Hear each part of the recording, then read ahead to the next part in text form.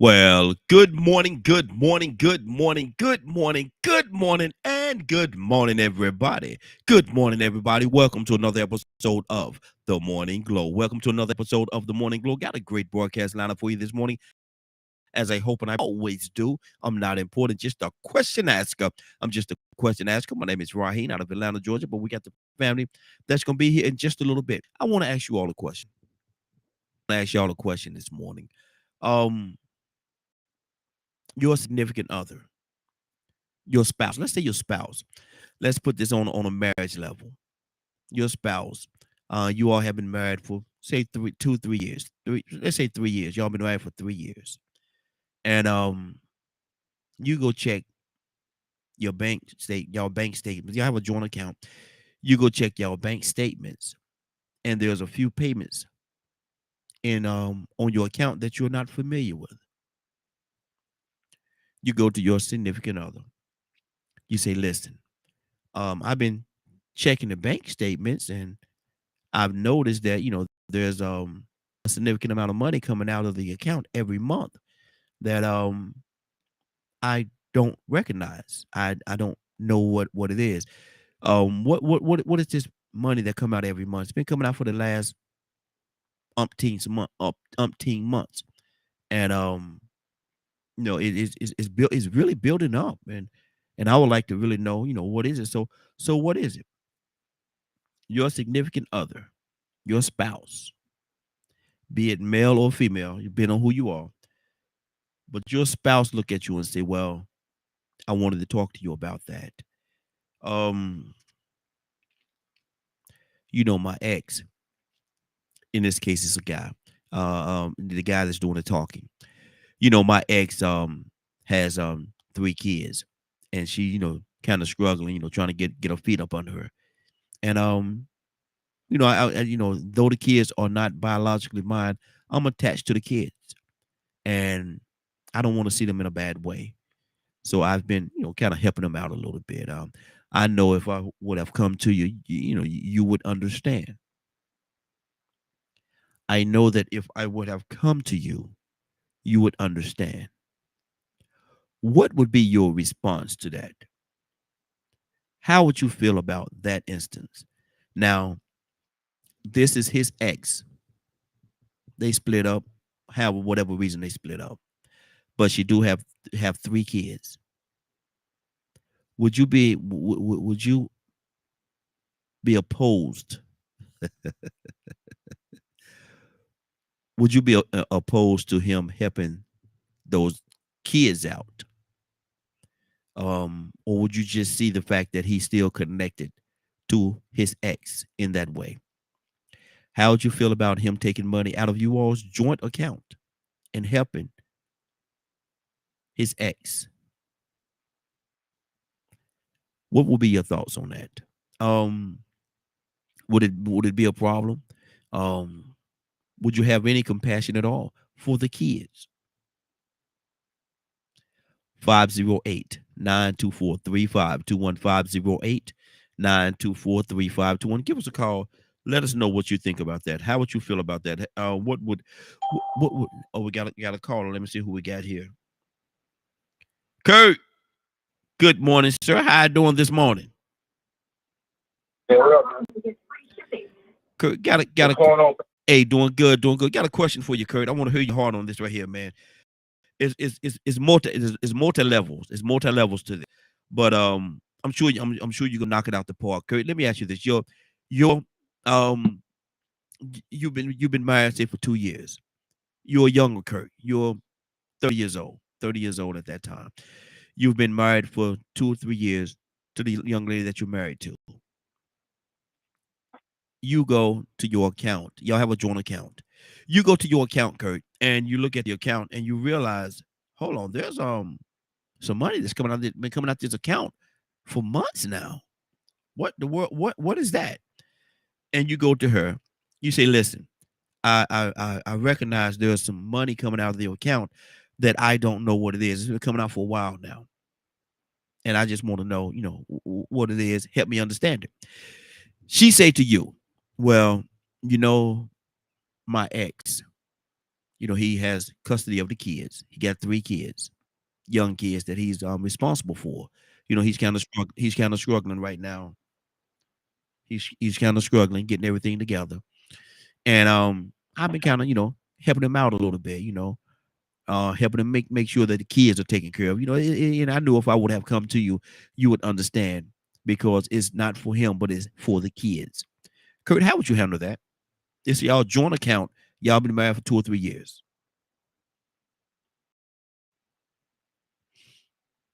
Hold on. So she giving him money Out of you all's joint account. because he out of our joint account Yeah. because he done hit a hard rock. It's been going on for He done months hit a now. hard.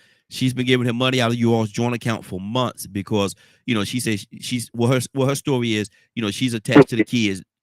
Naturally they're not her biological kids, but he had the kids. But when them two got together, he had the kids, and she formed a bond with the kids. And she's doing it, and her story is she's doing it for the kids. She ain't doing it for him. She's doing it for the kids. Okay, so if you was doing it for the kids, then why I don't know about it? Come on.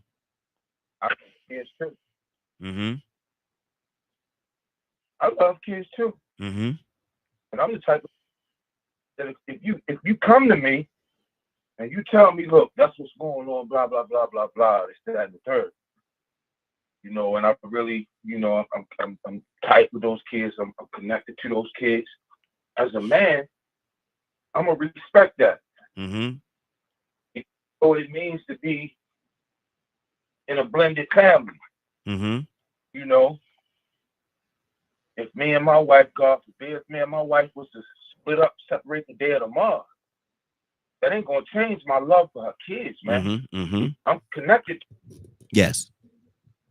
Mm-hmm. So if I was to get involved in another relationship, my next relationship is gonna have to understand that my wife's kids will probably call me every so often, Mm-hmm. maybe even come and visit me. Mm-hmm. You know what I mean? So, but the fact that she did that,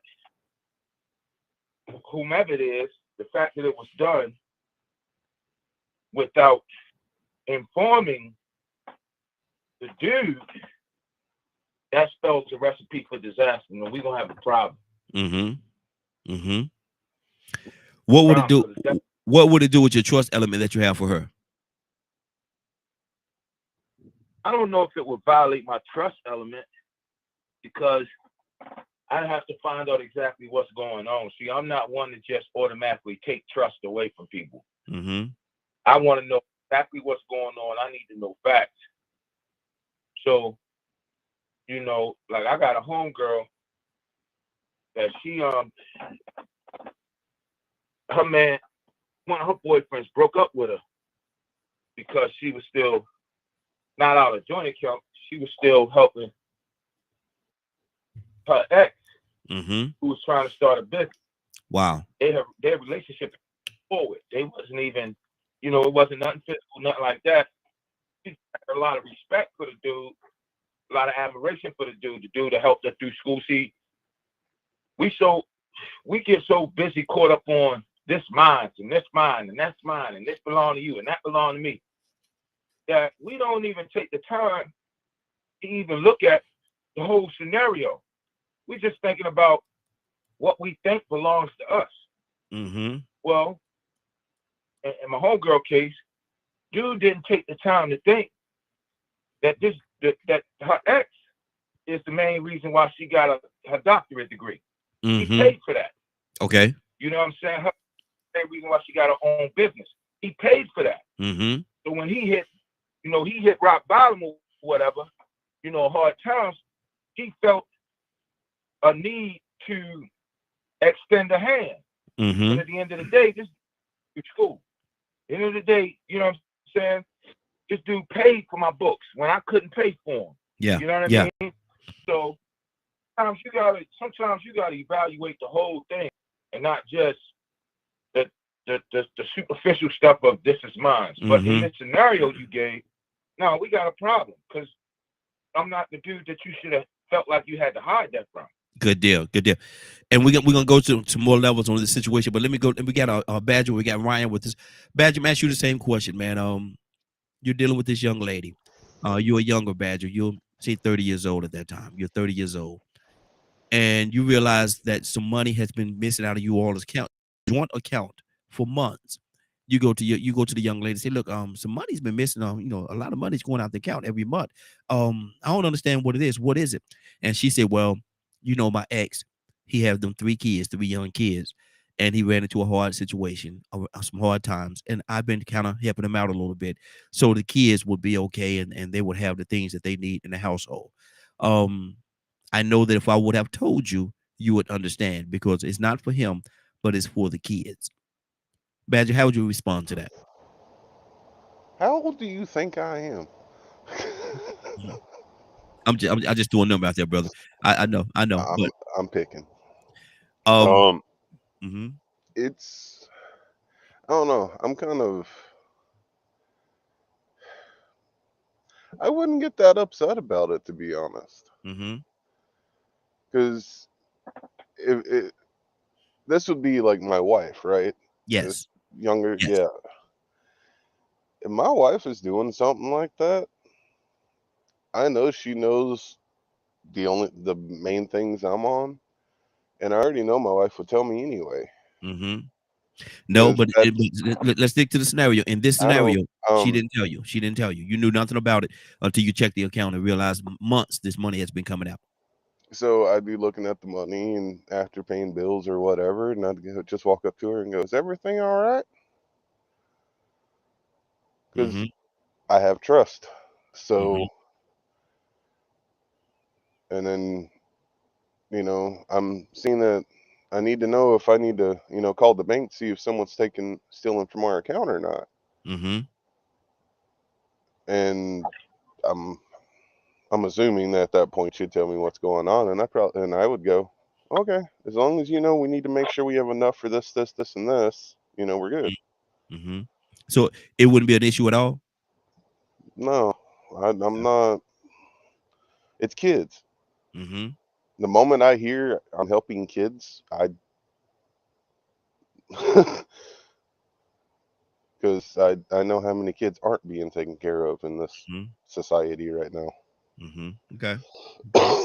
So I guess it's another one of those scenarios of so it wouldn't be an issue at all that she kept it away from you or just didn't tell you at all, and only way you found out is and how only way you found out is you checked the account and months you track back and it's been months. Say it's been 6 months she's been helping this. You said it's a joint account, right? It's a joint account, both of y'all's money.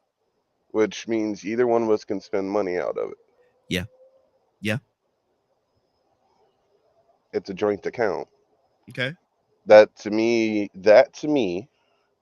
is saying that is 100 trust in each other, which means y'all probably already set ground rules of of how much could be taken out or whatever. If she's just taking out what has already been discussed, but she's giving it to the kids, or she's that's the part you add other stuff into it. That's the part that was not discussed. Only way you found out, Badger, is when you looked at the account and you saw that money was gone, and you did a tracking on it and realized it's been 6 months or more that money has been taken out. It's never been discussed with you at all. That's the only way you found out. I just want to make sure everything's all right. Okay. Let's go to Ryan. No reason to get mad. Okay. Everybody deal with situations differently. That's the way you handle it. Ryan, what do you say to that, man? What would you do and how would you feel about it? And good morning. How are you doing this morning? Doing good. I had to step away for a second. What's the topic? And I'm already mad. No, I'm just playing. What's the topic? Did you hear this? It's a scenario. We're dealing with a scenario right now. You Something young, about money coming out of your account that you didn't know about. let me tell you. Let me tell you. It was you've been married to your significant other. Y'all have a joint account. Y'all have a joint account, and you look at the account one day, and you realize that a significant amount of money has been coming out for the last six. You do your research on the last about 6 months or more. This money has been coming out every month. You go to your significant other. You say, "Listen, some money is missing out of our account, man, and I don't know what it is." And then she sits you down. She said, "Listen, well, my ex, he have 3 kids. He got custody of his 3 kids, young kids, and he ran into a hard time. And I've been kind of helping him out every month, make sure that everything is taken care of over there. I know that if I would have told you, you would understand, and it wouldn't be an issue.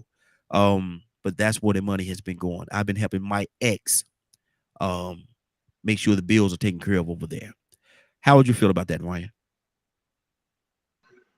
Are they her kids? No. Okay, well, he's your ex for a reason. Why are you giving him money? That's just being real. That would be my instant response.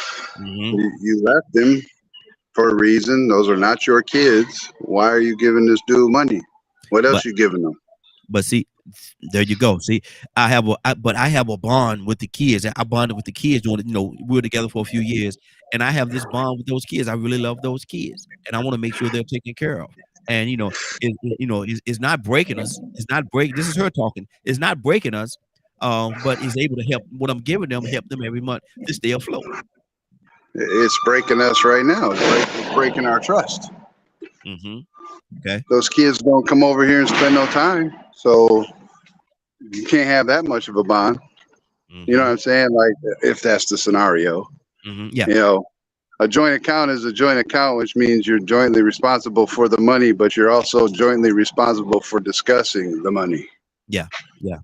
My wife has access to every card and every debit card I have. And she never spends a penny without coming to me and saying, "Hey, babe, we okay if we do this?" Even if she know we good, she still asks because it's a sign of respect. Yeah. So I don't know, like feeding money to your ex to cover somebody else's kids. Why his baby mama ain't doing that?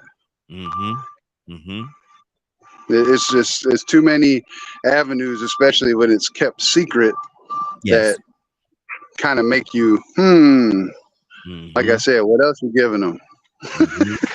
Yeah, and see, that's what a lot of people. That's how they would think, man. Okay, you giving them all this money. What else are y'all doing? Every now and then you end up missing a little bit. So where you been? What you been doing? And why you think it's okay for you to give money out of our joint account? That's how. Right. Why are you working so much overtime? Yeah. See, and that's the thing. But my thing is, and let me go to Kurt, and then we go back to Kurt too, because this is a lot, man. It's a lot to deal with, and it's a lot for a person. Rather they have it depends on the person's level of maturity, how they deal with this situation. But I don't care how mature you is, it's going to put something in your mind. It's really going to put something in your mind. Kurt, what do you say to that, brother? It's so much going on here.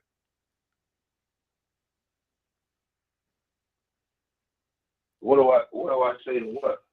This whole scenario, man. There's so much going on here, man. And like Ryan said, man, you're giving him all this money. What else might you be giving him that I don't know about? And so it opens up the door to a lot of different thoughts. Open up the door for a lot of things to play in your mind, man. So what are you with it? I'm in the space, man. I hate to let the devil play with my mind, brother. Until I know full well that this is what's going on, I'm not going to ask myself those questions.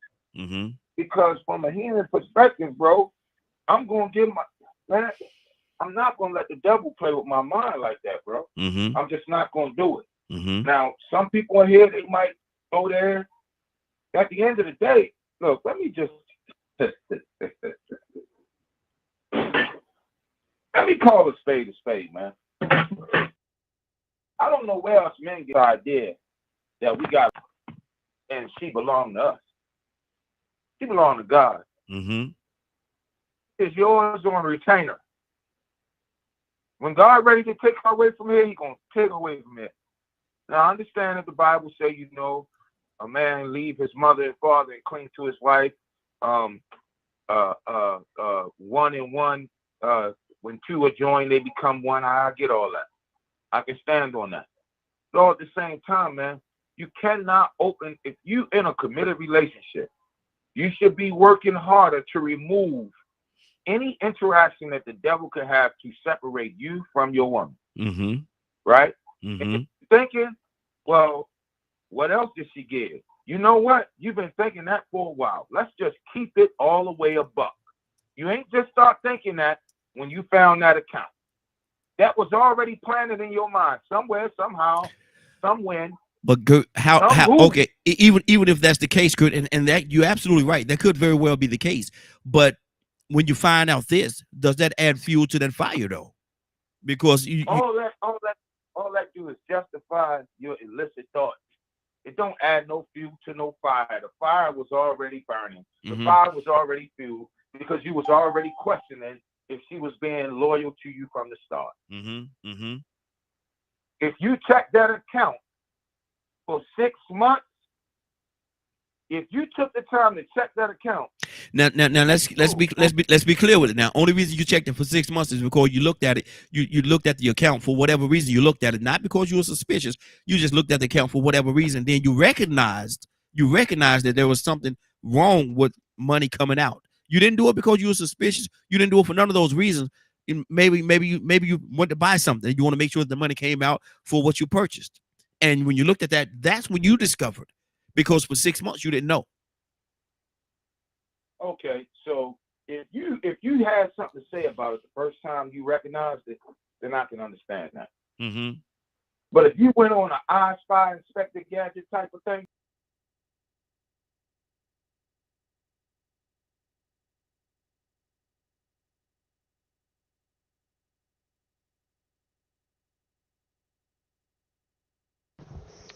Ryan, are you there? Yeah. It's the lack of trust that's there before the relationship. If you have any, I'm gonna tell you something that I learned. You get in a relationship. If you have any doubts about what you're gonna do, I'm sorry, partner, you shouldn't do it.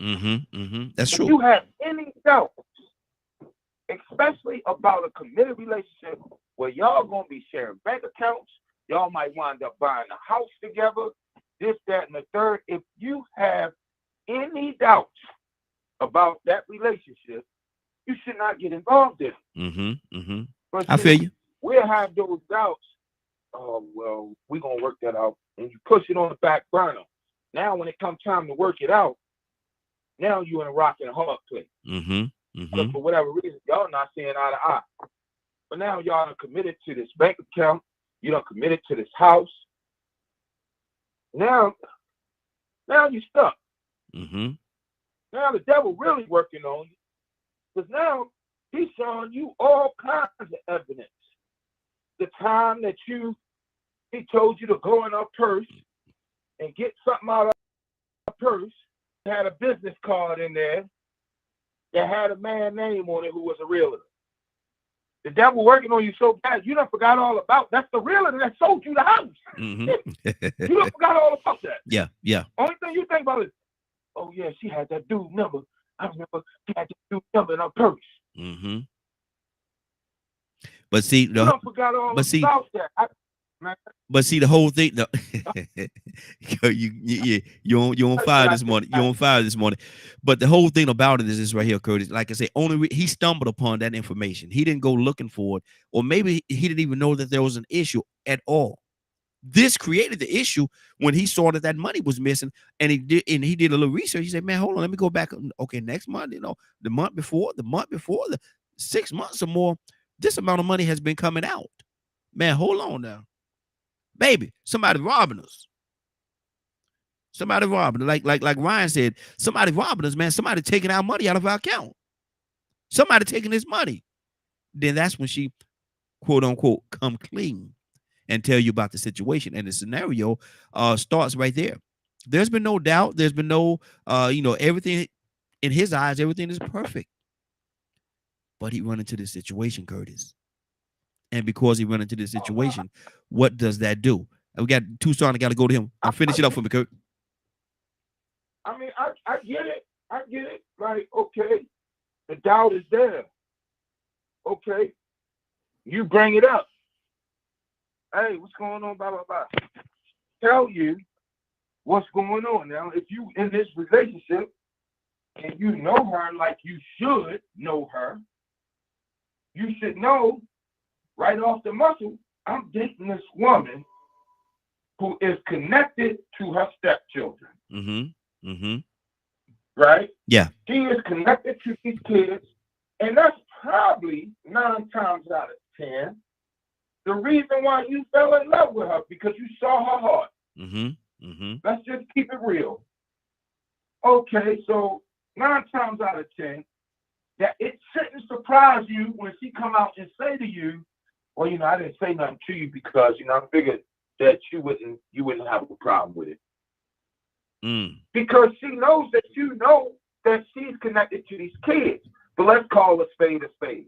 The reason why something is wrong with it is because it's by an ex-boyfriend. Mm-hmm. Yeah. The kids belong to an ex-boyfriend. It has absolutely nothing to do with the fact that the average male is upset about that. It has nothing to do with the fact that she's connected to the kids. Mm-hmm. Wow. We completely ignore the fact that she's connected to these kids. And when you asked her about it, she told you, I'm connected to these kids, which means you knew the day you hooked up with her and said, look, you're going to be my lady, I'm going to be your man, blah, blah, blah, blah, blah.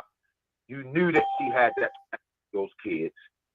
You still, you took it upon yourself to get involved with her, knowing that she has a connection to her ex's kids for whatever reason.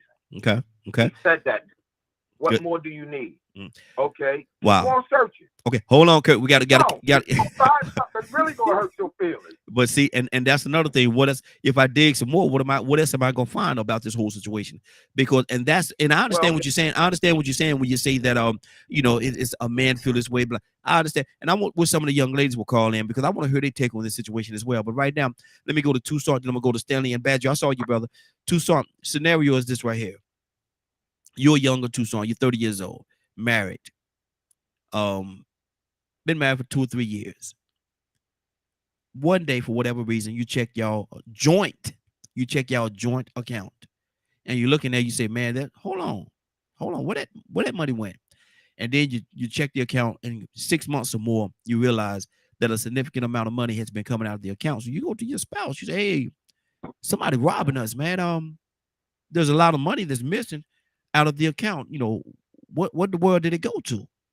And then she sits you down. She said, "Listen, I wanted to talk to you about that. I got the money out myself. My ex, he got 3 kids. He got custody of the 3 young kids.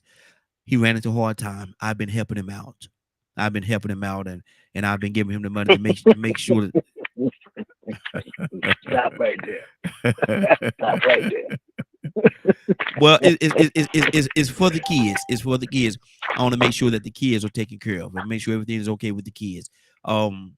Maybe I should have told you, but that's where the money has been going. Tucson, how would you feel about that, and what would be your response? Well, I'm a rational type of guy, and I love children, and I like to do what's best. You tickle me right, but you got one today because you just gave her the invitation to pack her clothes. For real. Lord, hold on. This your wife, man. This your wife now. I know who that is, but she more his wife than mine. So when he come and get you, so y'all can help them children, his children. So y'all, right? yeah, they're his children. Not ours. No. I love children now. Don't get me wrong. But that's kind of jacked up. Right? Yeah. I'm gonna tell you. No, Lord. Flashback. Lord have mercy. I tell you what happened to me. And I'm gonna just be honest with you. I was just fresh into a relationship and something happened at the house, and we both got children prior marriages, okay, or prior relationships. And I said, well, I think we need to. She said, well, let me check with the children's dad. What? I'm glad I just bought her a car. It was an SUV. She needed it because I took all of her clothes and put them in there. Sure did. Lord. You kicked the woman. You kicked the woman out too, son. Look, man, that right? If I got to, if I have to get permission from some other man in my house to do what I need to do, and you gonna ask him if it's all right for me to do something in my house, you got to get out of here. That's right, Donald. Oh, I'm got to get out of here. Somebody gonna leave. And if you have been supporting a grown man that love children, I understand his children, and you've been holding it, you've been wanting to tell me for 6 months. You don't have to have nothing going on, right? I'm not talking about infidelity. Yeah. But there's a level of honor and respect, and that's just out of whack. I'm sorry, Raheem. The church gonna probably have some problems with me because sister, she gotta get out of here. There's no first lady. I'll be like King Ahasuerus. The king, the queen, then disrespected you. And if this word gets out, none of our women gonna respect none of it. That's what the wise man told the king in the book of Esther. And you know what the king did? Loved Esther. I love that story, by the way. They say, put out. So I hate to, I'm not trying to manipulate anything. Women, I hope women don't get cap on me. No courtesy on. But, I got amen from Toya. Even ain't they something? But I'm going to put out. Oh, I'm going to get out. Sure is. I sure will. Somebody got to go. What? Let me Raheem, go. You made me hot, man. Hey, that's a good thing, man. Get that blood stirring up a little bit. That's good. Let me go. I'm gonna go to Stanley. Stanley was next on line. Then I'm gonna go to Toya with a T because I ain't no telling what Toya with a T gonna say this morning. But Stanley, let me ask you the same scenario. What would you do in that situation, man? She's been last 6 months or more. She's been taking money out of you all's joint account to help her ex because her ex got custody of the kids, not her kids. Kids from another relationship have custody of the kids, so they ran into hard times, and so she felt the need to do what she needed to do to help. She say help the kids, but the money is coming out of y'all joint account. Stanley, is that a problem? Is that an issue? How would you feel about that? And good morning. How you doing this morning? Yeah, that's a big. Good morning. How y'all doing, man? I'm on my way to the doctor, but I'm all right. Yeah, it's not even about the money; it's the principle. And, because first of all, if you didn't tell me or ask me about it, that means there's something going on anyway. And second of all, if you don't know what's going on in your bank account for 6 months, that's another problem. It should have took you 6 months to see that money was missing. Yeah. But for her to do it without even acknowledging the fact that, hey, ex-boyfriend, first of all, she ain't gonna been doing it for an ex-boyfriend.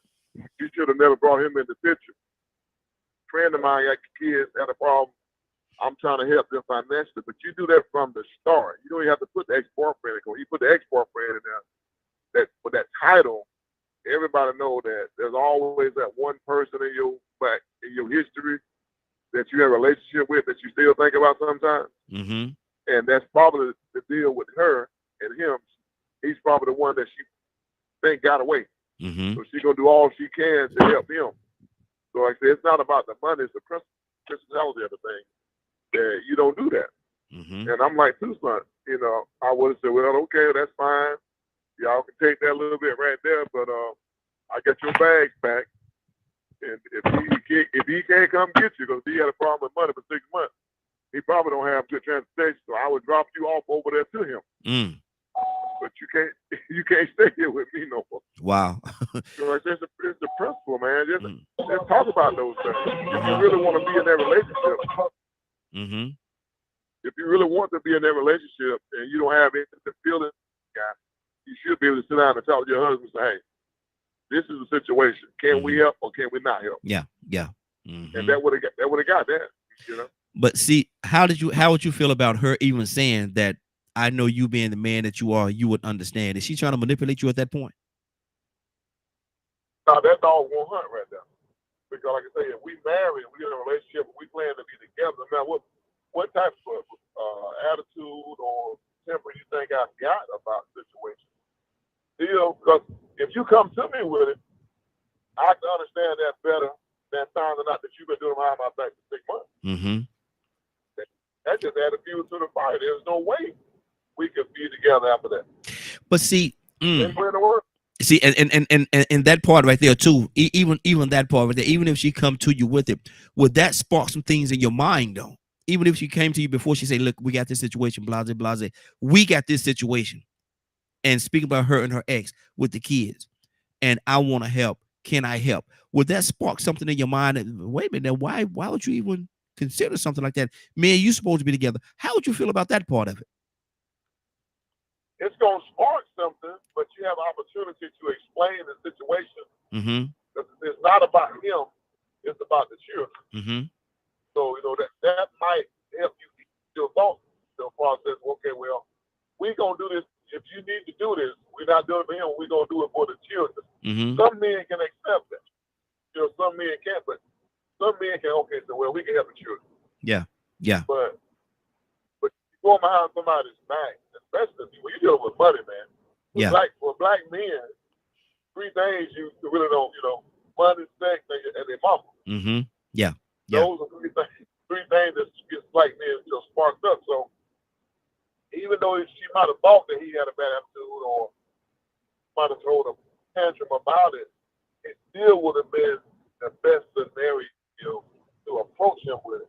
Because I would rather for you to come to me with something than me find out 6, 7 months later that you've done it. Yeah. So sometimes they don't go going back on certain things, man. Mm-hmm. Exactly. You know, that's good. That's good. So that's like a woman. I know some women that went in their husband's checkbook years ago and got checks from their bank. They wrote checks from the back of his, of the check, but they weren't on the joint account. Mm-hmm. So they would go in there and get checks from the bank and write checks, and then, hope that he didn't find out. So it's just something going on for years, man. Wow. 508-924-3521. 508-924-3521. What is your thoughts? How would you handle that situation? Would you be understanding? Would you have compassion for the kids? Would you say, oh, it's for the kids? Oh. Toy, you want to talk to me. What would you do? You said, wait a second. You said the ex got the kids? Yeah, the ex, he got. Now, they're not her kids. They're whole man? Yeah. Well, see, in your scenario, yeah, the ex have the young lady have the kids, but your significant other say that, I've been taking money out of the, you found out, yeah, I've been taking the money out of the account for the last 6 months because she got them 3 kids over there. I'm attached to the kids, and I wanted to help the kids because she ran into a little obstacle. She ran into some things, and she wasn't gonna be able to do what she needed to do to take care of the kids. So I've been taking his baby mama, mm-hmm. and he went in my account mm-hmm. and got my money out without me knowing. Now it's your joint account. Now it's a joint account. Both y'all. Oh, it's both our accounts. Yes. But see, this reminds me of a TikTok scenario that I saw where it seemed like the female didn't work. Mm-hmm. The guy was working. She was at home. The boyfriend was in jail. Mm-hmm. Okay. That's one scenario. But let's go on this other scenario. You said we have a joint account, which for me, we have a joint account. Maybe you need something that's the card, whatever. You know what I'm saying? You ain't got to ask me. But you're not going to sit here and tell me right now that you don't know no better, that you better not be taking my money out that bank, giving it to no other lady. I don't give a hoot. Mm-hmm. I'm trying to behave myself. about her and kids and needs and struggling. That ain't got nothing to do with me. But and the tables turn when you're a guy and a girl. But I'm gonna take money out my husband's account to give it to my baby daddy because he got the kids. I'm not gonna do that. Yeah, I know better. A couple of things we got going on here where we know better, right? Should a person who is involved with you and know that you have kids, should they want to help your children? Absolutely, they should. But this is the key indicator. As a female, my father didn't have a problem helping me. But once I got a so-called man and I started laying up and sleeping with him, the help is kind of limited. Like, hold up now. Ain't you got a man? Yeah. Okay, so what's good? What are you doing? Yeah. I need to come fix tires and pay rent. What are you doing? Because men don't normally just up and lay around and don't do nothing. And for me as a female, that's the problem. You know, good and doggone well, you better not go on nobody's account without them knowing, giving money that they don't work hard for to give it to somebody else. I don't care if it was to put it in tithes at church. You don't do that. It ain't yours. But you better be working. You can do whatever you want to do with the money you get up and work with. Oh, let me see. You got a portion that you put into our joint account and put that money over there without asking. Hey, ain't nothing wrong with that. But I'm going to have an issue with you now because jointly we're doing something and you're interfering with that. So however you got to get that money back, get it back. And don't be looking at me to come and bail you out because you didn't even consult with me first. Because I would have told you, no, I don't want to spend my money on somebody who, I mean, ain't a part of this household. Like, come on with the jokes. This is a manipulation at this point. You know you don't do that. You don't want nobody to do that to you. You don't want your job to go take a couple extra dollars without you knowing. So why would you do it to your man or your girl as if it was cool like that? Now you trying me. Now when I got your stuff packed, this is understanding as you expected me to be about them kids. It's just understanding as you need to be as you going back home or wherever you came from. Because you don't understand moral values. Your best interest is not me and my home and the things I do for you. The best interest is for you and your ex. And I don't care where he is, heaven or hell. You need to go on back. Call him. Because you can't come here no more. You don't do that. We got guidelines of respect. And when people work for their money, it is your responsibility to make sure that you take care of their money if it was yours, but you can't extend it out and make decisions on your own. And when you do, you're being selfish and you get whatever you have coming to you except for violence and death. But Toya, it's for the kids. How do you really feel? It's for the no, it's for the kids, Toya. He's trying to help them kids out. He don't care nothing about her. Tell me what they need food. Bring the kids over here then. I'll feed them. What they need clothes, I'll buy them. And you better not talk smack where I get it from. I love thrift store. You think I don't want to put them kids in no thrift store? Because if you're that needy, you're going to accept whatever offer is coming out to you. Oh, no, you picking and choosing. Oh, the kids got to have polo. I'm going to put you and the kids out. Because, again, here we go, Raheem. You trying me. You got food banks and everything else. We can sit down and come up to a solution together. But the point of the matter where you deviated from ours, you went to an ex. That is intimate territory because it is an ex for a reason. Kids are no kids. And because you are taking funds, me and you have this whole thing going on. Once you minus funds, whether it's what you work for or not, you're going to interrupt our household. So we need to have a plan, a contingency plan for whatever we decide to do. It ain't no just you. That's a joint bank account, not a just you bank account. It's not, we just said that. It's not a personal bank account. Joint, that means two. Yeah. So no, you do not have the right to do that when it's joint because it's two of us. And again, another key factor is the individual working, Raheem. Yeah. Because if they're not working, then we listen. Poker has restarted.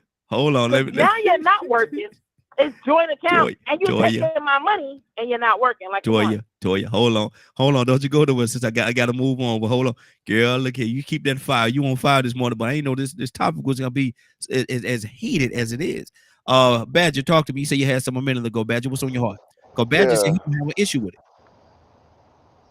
I'd be more focused on, based on social media and most of the responses to hearing on the show today, I can understand why the woman wouldn't even want to bring it up to begin with. because she's still wrong. Whether she want to bring it up or not, she's still wrong. But go ahead, though. Finish your thought, brother. I don't want to give you your thought. Go ahead. Well, I guess that's the difference, because to me, just because she didn't mention it, but she's just taking care, she's helping out, taking care of kids. That's why I don't have an issue with it.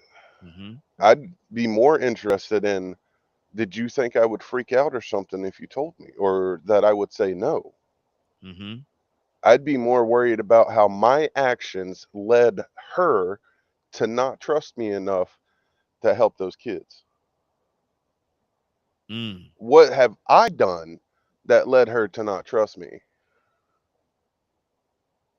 Because to that scenario to me is really jank, because I've been sitting here thinking and listening to everything, and I'm like, if this is a relationship and you've jointed everything and y'all talk about everything, but she goes and does this, that gives me the impression that she didn't think you'd be willing to help.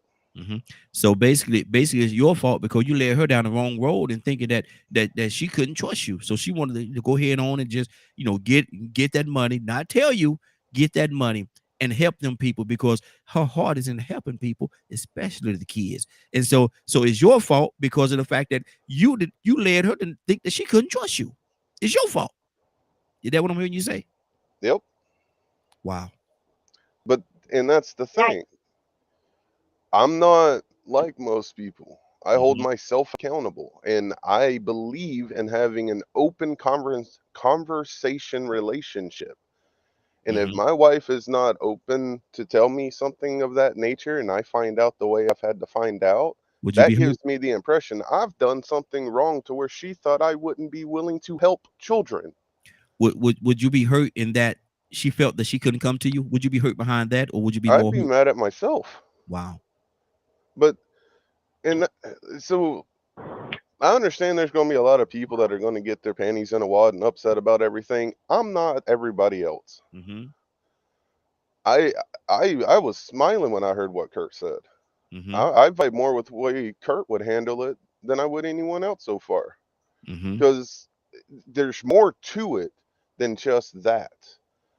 I'm not going to automatically assume that the person's cheating and all this other stuff. I'm with her for a reason, which means I've had to trust her for some reason. Because if I'm marrying someone, I'm going to trust them with my heart and with my soul and my mind and my body. Do people deceive other people? That's possible, yeah. Okay. And if I fall for it, okay, that person's done me wrong. What do I hold myself accountable, need to work on to not fall for it again? I talk about accountability all the time. I'd be more, the thought of cheating and all that other stuff wouldn't even cross my mind, because I'm sitting here going, why wouldn't she trust me in this scenario? Accountability. Let's talk about accountability. And that's a beautiful word if applied properly. But does that work both ways, or is that a one-sided thing? It's both ways. She should have been accountable and came to me, but there was some kind of lack of communication on both sides. Exactly. Let's go to Stanley. Stanley, what's on your heart, brother? Yeah, what I was saying, that sounds good, Basher, but if the relationship was like that, then it wouldn't have been a problem for her coming to that person and saying, hey, this is what I need. The biggest thing, I think, is the ex-boyfriend part of it. If it was just a neighbor or a family member or someone at the church, someone that she knew that needed help with children, I don't think it would have been a big deal. But she still should have. The principle is, took money out of our account and it says that. But by being an ex-boyfriend,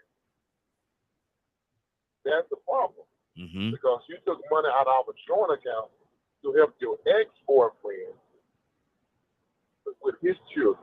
It's not even about the children, it's the fact of the ex-boyfriend part. Because how many people you know that are going to go out of their way to help an ex? Most of the time, that's why they're ex, because the relationship wasn't working. You understand? So if you go back to help an ex, that really means that there's something else going on with that relationship that's unfinished. That's how I look at it. It's not even, sometimes it's not even about the cheating part, it's just the fact that you can't even let go of the ex-boyfriend. Because if you have to go out and help him, you know, you don't have no family members, you don't know anything about how to get the help through the system, but he got to come to his ex to get help. If she's taking money out of a joint account for the household and not let her husband know, and that's a big problem. Exactly. Toussaint, talk to me. Ryan, coming to you next. Oh, so and it's my fault. I need to check me. Yeah, he says it's your fault, man, because this woman did not feel as though she could trust you enough. You know, you let you know, she didn't feel like she could trust you, man. No. Let me tell you what's a part of my life and my marriage relationship, however you want to say. I have at the beginning made it clear that I have one daughter that's not my biological child. I met her when she was 2, her and her mom, and came into my life. And from that, we had 2 more children. That's mine. But that's when we met, I took that child in my life. And from that point on, she must be about 30 something now. That's my child. I made that clear at the beginning. Yeah. That's another child that's in my life, and my wife knows it. She needs something, just like the rest of the children. I'm gonna be there for her. Yeah. That's not a secret. That's not something that I'm keeping from her. But if I'm going to some other woman that I have not let my wife know that I'm supporting them in any kind of way, she should put paperwork on me. I won't blame her. I'm gonna throw a guilt trip on her because I'm acting a fool. Yeah. I wish I was concerned for just a minute. Wow. Ryan, talk to me, brother. No, man. No. No. I mean, I understand being sympathetic. I love children. There's avenues to help kids that parents are suffering. There's things that you can do. I mean, there's orphans, unfortunately. People fall on hard terms. But look at here. Your ex, wait a minute. You said what? Who is that you? Whose child is that? Whose child you said? Oh, it's not Not and it's what? So now you want me to check me? Girl, you better hurry up and get out of here. I'm not talking about being violent or nothing like that. But Toussaint, you got Toussaint, you got to understand. Toussaint, you got to understand. I still have Toussaint. I'm sorry. Toussaint, you got to understand. I'm sorry. Toussaint, you got to understand, man. You know, it is partly your fault, man, because you made this woman think she couldn't trust you enough to come to you and have this conversation. You put a boundary between you. I tell you what. Then I tell you what. I'm going to, since I'm so pitiful, bad of a person. You can have the house.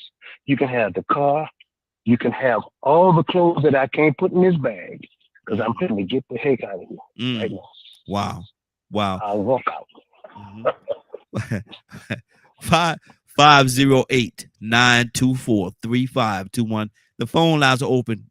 Give us a call. Let us know what you think about it. We got a whole lot of people listening right now, and I definitely appreciate each and every one of you that's listening and tuning in. But give us a call. We want to hear from you as well. 508-924-3521. What do you think should happen in this scenario? How should we play it? How should it play itself out? Ryan, let's talk, brother. What's on your heart? So let's talk about the elephant in the room. Why is she still talking to him? See, here's where I'm coming from. My wife, Zamari, she got 2 kids before me. Do I take care of them kids now that they adults? You're darn right. They was kept from her by her ex. He asked for money all the time. And eventually I told him, don't you call here no more, or you're going to end up missing. You're going to be on a milk box. You did this to yourself. You deal with it. So why is she still talking to him? So they're not her kids. She has nothing to tie her to that man. So that insinuates foul play because they ain't got no reason to be talking to him. Now, the 2 children that are now adults that I have, so now I have a total of 6 and 4 grandchildren. Yes. 2 of those girls are not mine, and those grandkids ain't mine, but I take care of them. They call me bonus. Why? Because they daddy a deadbeat. I paid for their weddings. I paid for their children to get things. I'm not beside doing that. But she come to me and ask, hey, her dad's not really helping out. You think we can help for the wedding? You think maybe we could get the baby some stuff? For sure. You got a card. Go use it. Just let me know what you're spending so we don't come up short on our bills. That's a whole different scenario. That's a respect thing. It's not about whose money is whose. It's respect. And if she ain't got enough respect to say something to you, regardless of how she think you're going to react, that shows some sort of fault in the relationship to me. It shouldn't matter. On whose part? On her part. On her part. Okay. Because I have every right as her man or her husband to ask, well, what you still talking to him for? Why are you trying to give him money? I don't pay child support for my own kids. Why I'm finna pay child support for his? They're not even yours. Like, you got to take that into consideration. Even if I'm upset about the scenario when she brings it up, if she could explain it to me in a way, listen, it's for the kids. How I know it's going to the kids? How do I know this? Why, like Toya said, bring them kids over here. We'll feed them. We'll take them shopping. Yeah. I'm not paying his bills. Looking out for kids is one thing. But again, they still got no tie. They're not any responsibility of ours at all. That's where I'm at. What does she say to you? I can't believe that you're this uncaring, or whatever fancy words you want to use, in regards to me helping these kids. I can't believe you're taking this approach. I can't believe you. I don't know you. What does she say that to you? Let me call my ex, or however many of them, and ask them if they need some help. See how she feel. That's not going to go over well. It's not going to go over well at all. Wow. 508 and share the broadcast. Everybody that's listening to TikTok, oh y'all, share the broadcast, please share the broadcast. Comment, keep the comments coming, and I'm gonna get to them. I'm gonna read some of them in a few minutes. But my thing is, man, this is a situation. It's a situation, and truth of the matter, it happens. It really does happen. Let me go to Kurt. Kurt, what's on your heart, brother? Talk to me.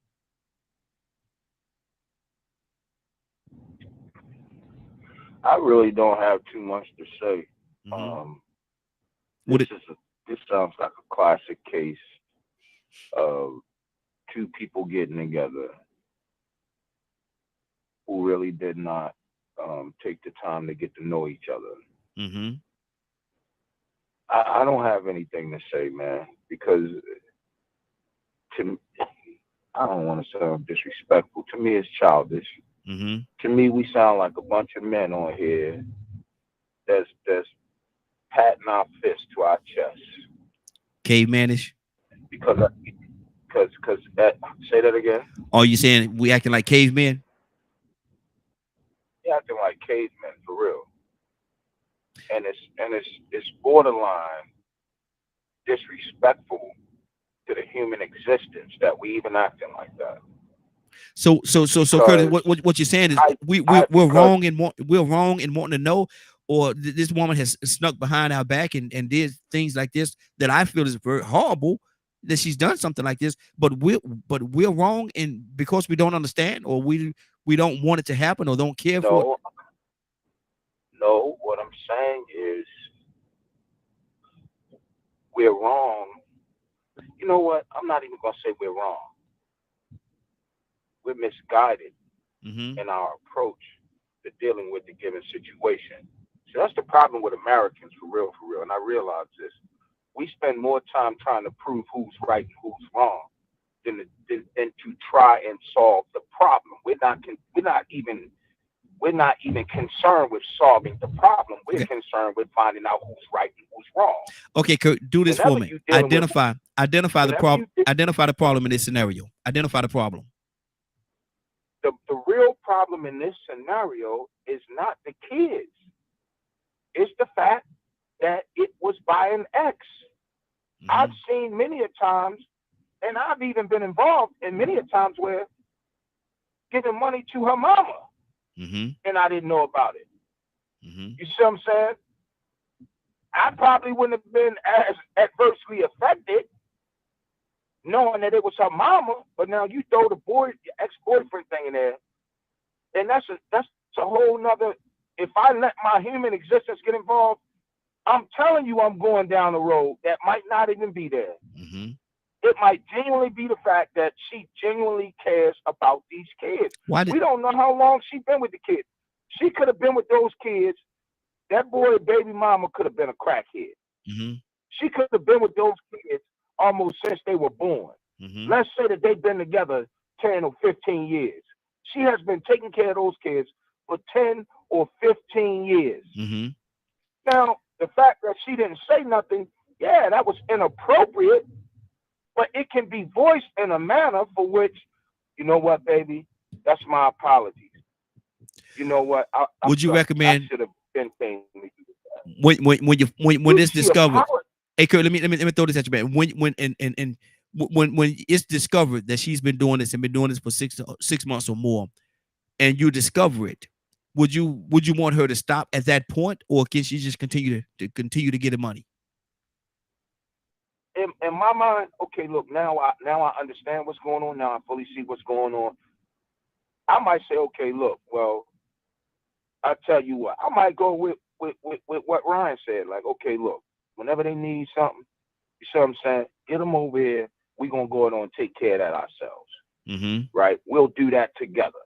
Because obviously, he done hit a spell where at the end of the day, these kids going to need a father just like they're going to need a mother. You see what I'm saying? If you love them kids just that much, and if I so-called saying that I love you just that much, then I got to love what's ill about you. I got to love the things that I hate the most is the things that I should love. When we're talking about real love. Let's talk about real love for a second. Let's talk about real love for a second, Curtis. What if let me throw it. Hold on, okay. Let me throw this at you, and we got to move on. I'm gonna let you finish up. Then we got to move on because we got quite a few other people that's holding on. But let's talk about real love for a second. Let's talk about that part for a second. What if you find out and say you took the approach? You're gonna stop doing that. You're gonna stop doing that because you're taking money out of our account, and that's not right because we both work too hard to get to where we are. And you're gonna stop doing that. You're gonna stop that. It stops right now.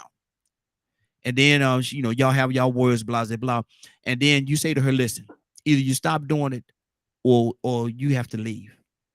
I have to leave, or we're not gonna be together. And then she look at you straight in your eyes, Curtis, and say, well, it's been nice while it lasted. But whichever one of us has to leave, it ends today. What does she say that to you? You give her an ultimatum and she picked the other side. What do you say to that? Then it ends today. I'm cool with that. Because I love you. That means that you're leaving me because you're trying to be happy. Let me tell you what y'all have done, and I'm going to say this. I'm going to tell y'all what y'all have done. and I'm grateful for it. I thank each and every person on this phone. Y'all have let me know just how special of a wife I have. Praise God. Thank y'all. Okay. Ooh, Jesus. Stay right there. We're gonna go to Toya with a T. Ibrahim, I know you're there, brother. We're coming to you next. Toya with a T, what's on your heart? I mean, Lord.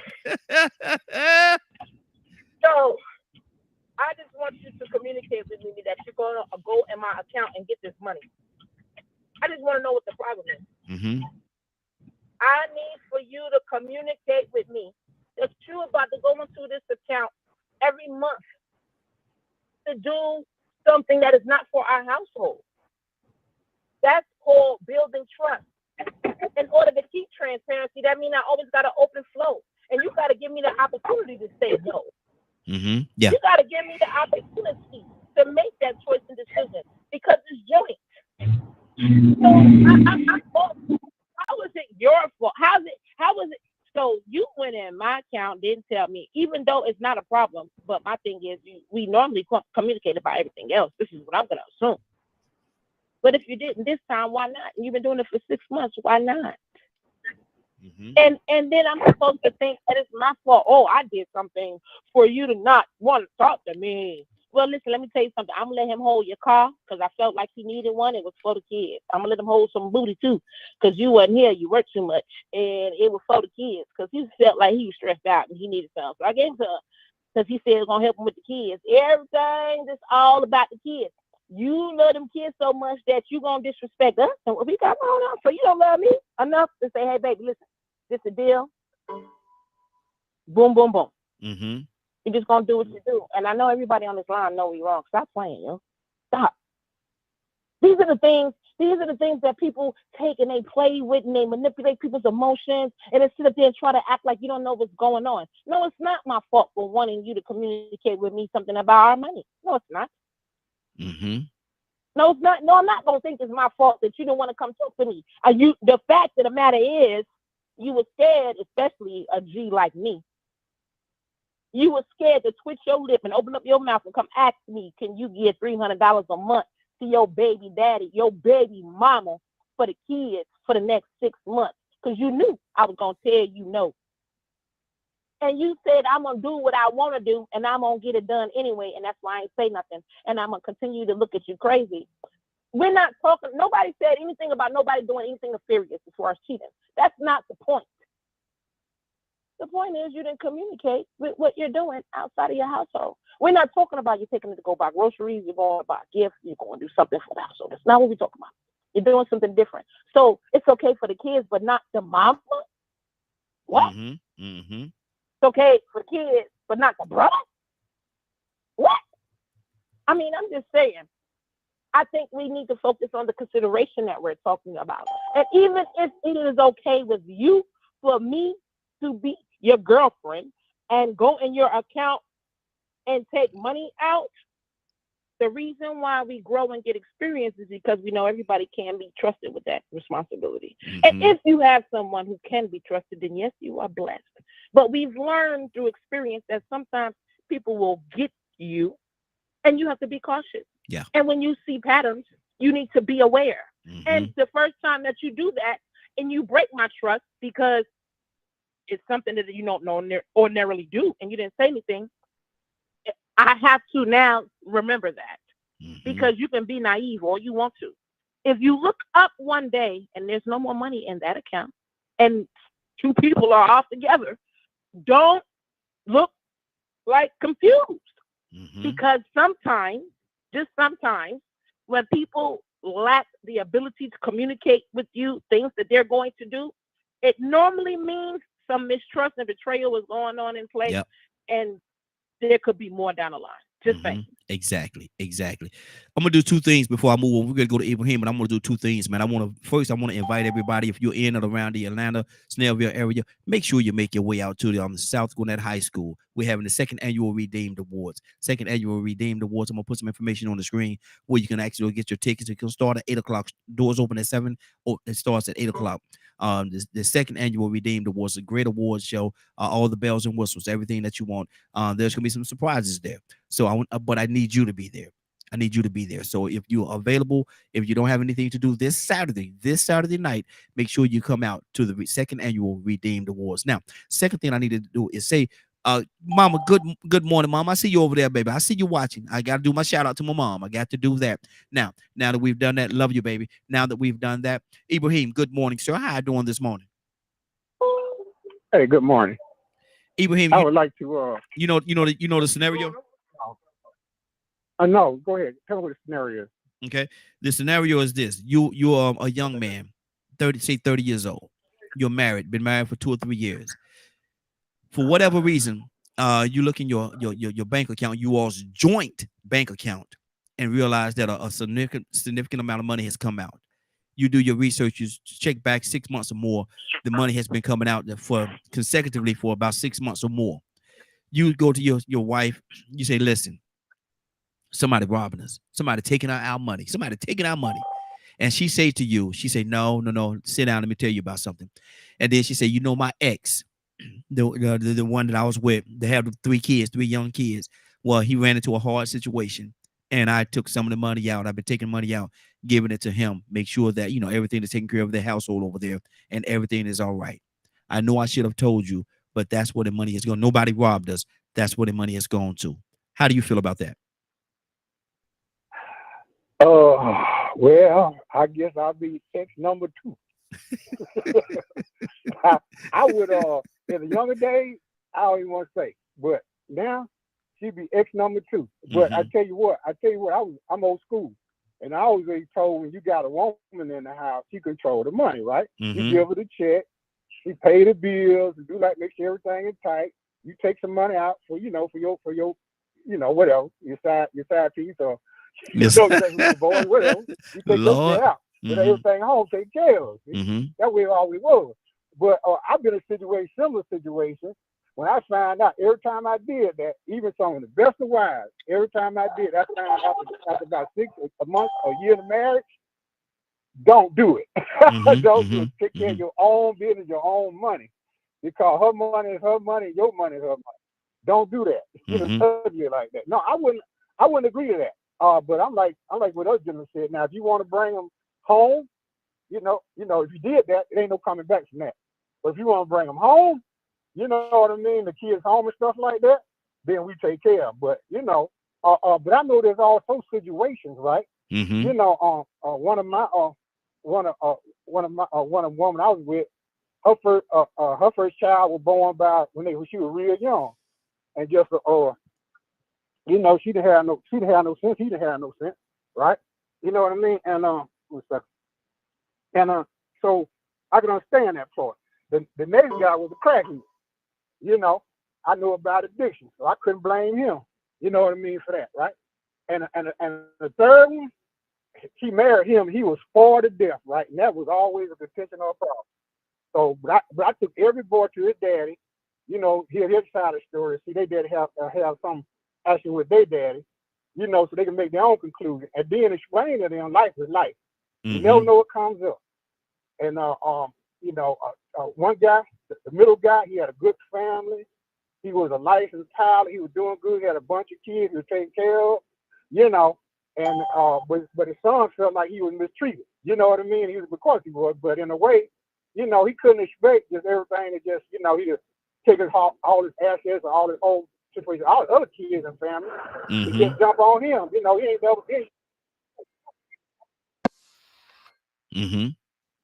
Wow. Exactly. I think we should test it first. Like I said, people deadbeat. I know guys in jail, man, they couldn't take care of their kids, or they sent some every time they could. That don't make the guy deadbeat because he couldn't do it. He broke. He was broke when she married. She knew she was broke. Now all of a sudden now, she got special case and want all this that other thing for a kid, and he's a deadbeat. Good deal. Stay right there, Ibrahim. Ibrahim, we got to keep it moving, brother. Got to keep it moving. Stay right there. Don't you go nowhere. Yes, sir. Yes, sir. Stay right there. We got quite a few people that just called in. I want to circle around. Then we're gonna go to the people that was already here. Next one to call in was Cassandra. Cassandra, good morning. How you doing this morning? Good morning. Cassandra, did you hear the scenario? Not really. Okay, let me tell you what it is.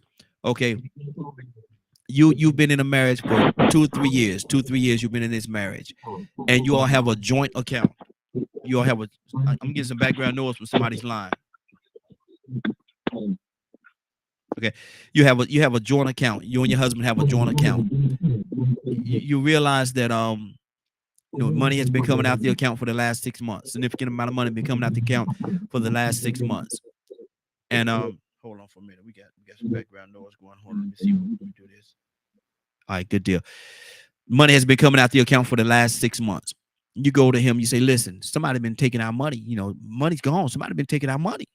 He said, no. Nobody's been taking our money. He said, let me explain this to you. He say to you that, my ex, she has 3 kids, young kids.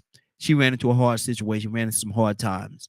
And because she ran into those hard times, I've been taking money out of our joint account and helping her make sure that, the kids are taken care of. I've been doing that for her for the last 6 months. Hopefully it's going to get better where, we ain't got to do it no more. But nobody's been robbing us. That's where the money has been going to. Cassandra, how do you feel about that?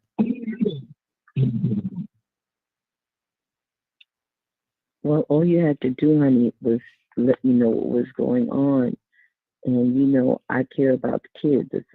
It's all about making sure the kids are okay. Mm-hmm. I just wish you had told me about it. Mm-hmm. But now that, we discussed it, I'm good with that. So let's just keep the lines of communication open better. Mm-hmm. That's what I do. Okay. So I've done it. It won't. Okay, you say you've done it, so it wouldn't be an issue at all. There wouldn't be any trust issues or anything, or you wouldn't feel some kind of way.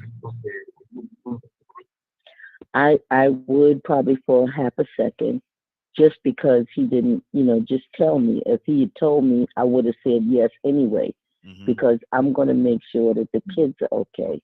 Mm-hmm. So, like I said, I've been in that shoe, so I know about it. So, yeah. Mm-hmm. It's I don't not when it comes to making sure the kids are okay. I'm not gonna act a fool. Mm-hmm. I'm just not. That's just me. Okay. Everybody different. Exactly. Everybody's different. Absolutely. Well,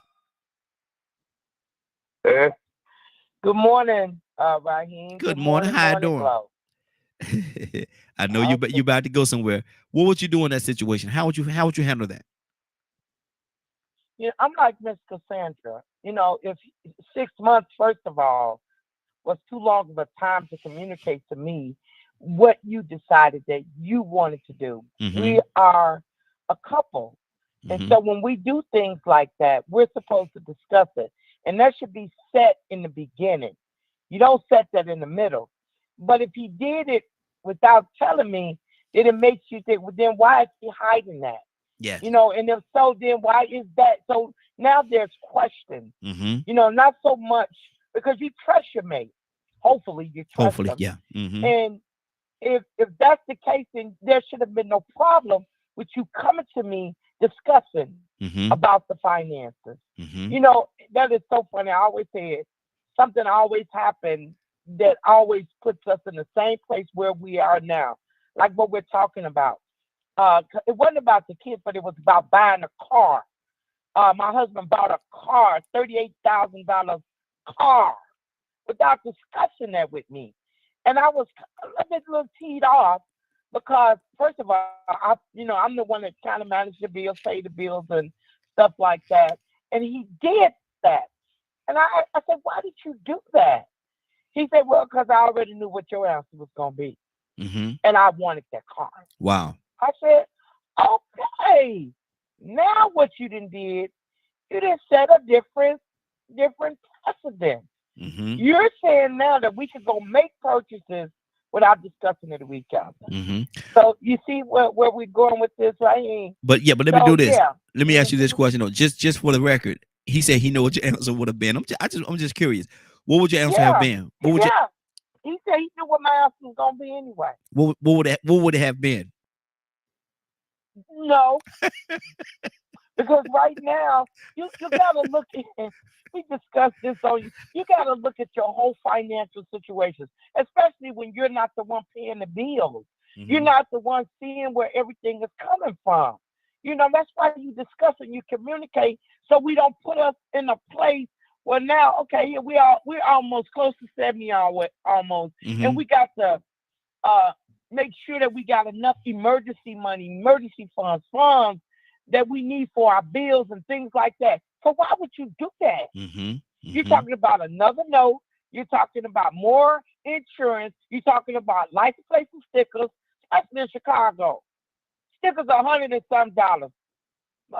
A front plate is $100 and some. Come on now, Raheem. So I said, okay. Now I'm not gonna do it being spiteful. Yeah. That's like cutting your nose off to spite your face. I wouldn't do that. Exactly. But I just put something on his mind. That was all. Miss B's over on TikTok, she asked this question right here, and it's a very interesting question. She said, how many of those kids do we get to add to our dependents on our taxes? If you're taking care of them, there you go. Hey, because most of the time the other person come on to file them kids on them taxes and get and reap the benefit of that. But you're taking care of the kids. So do you get anything back on that?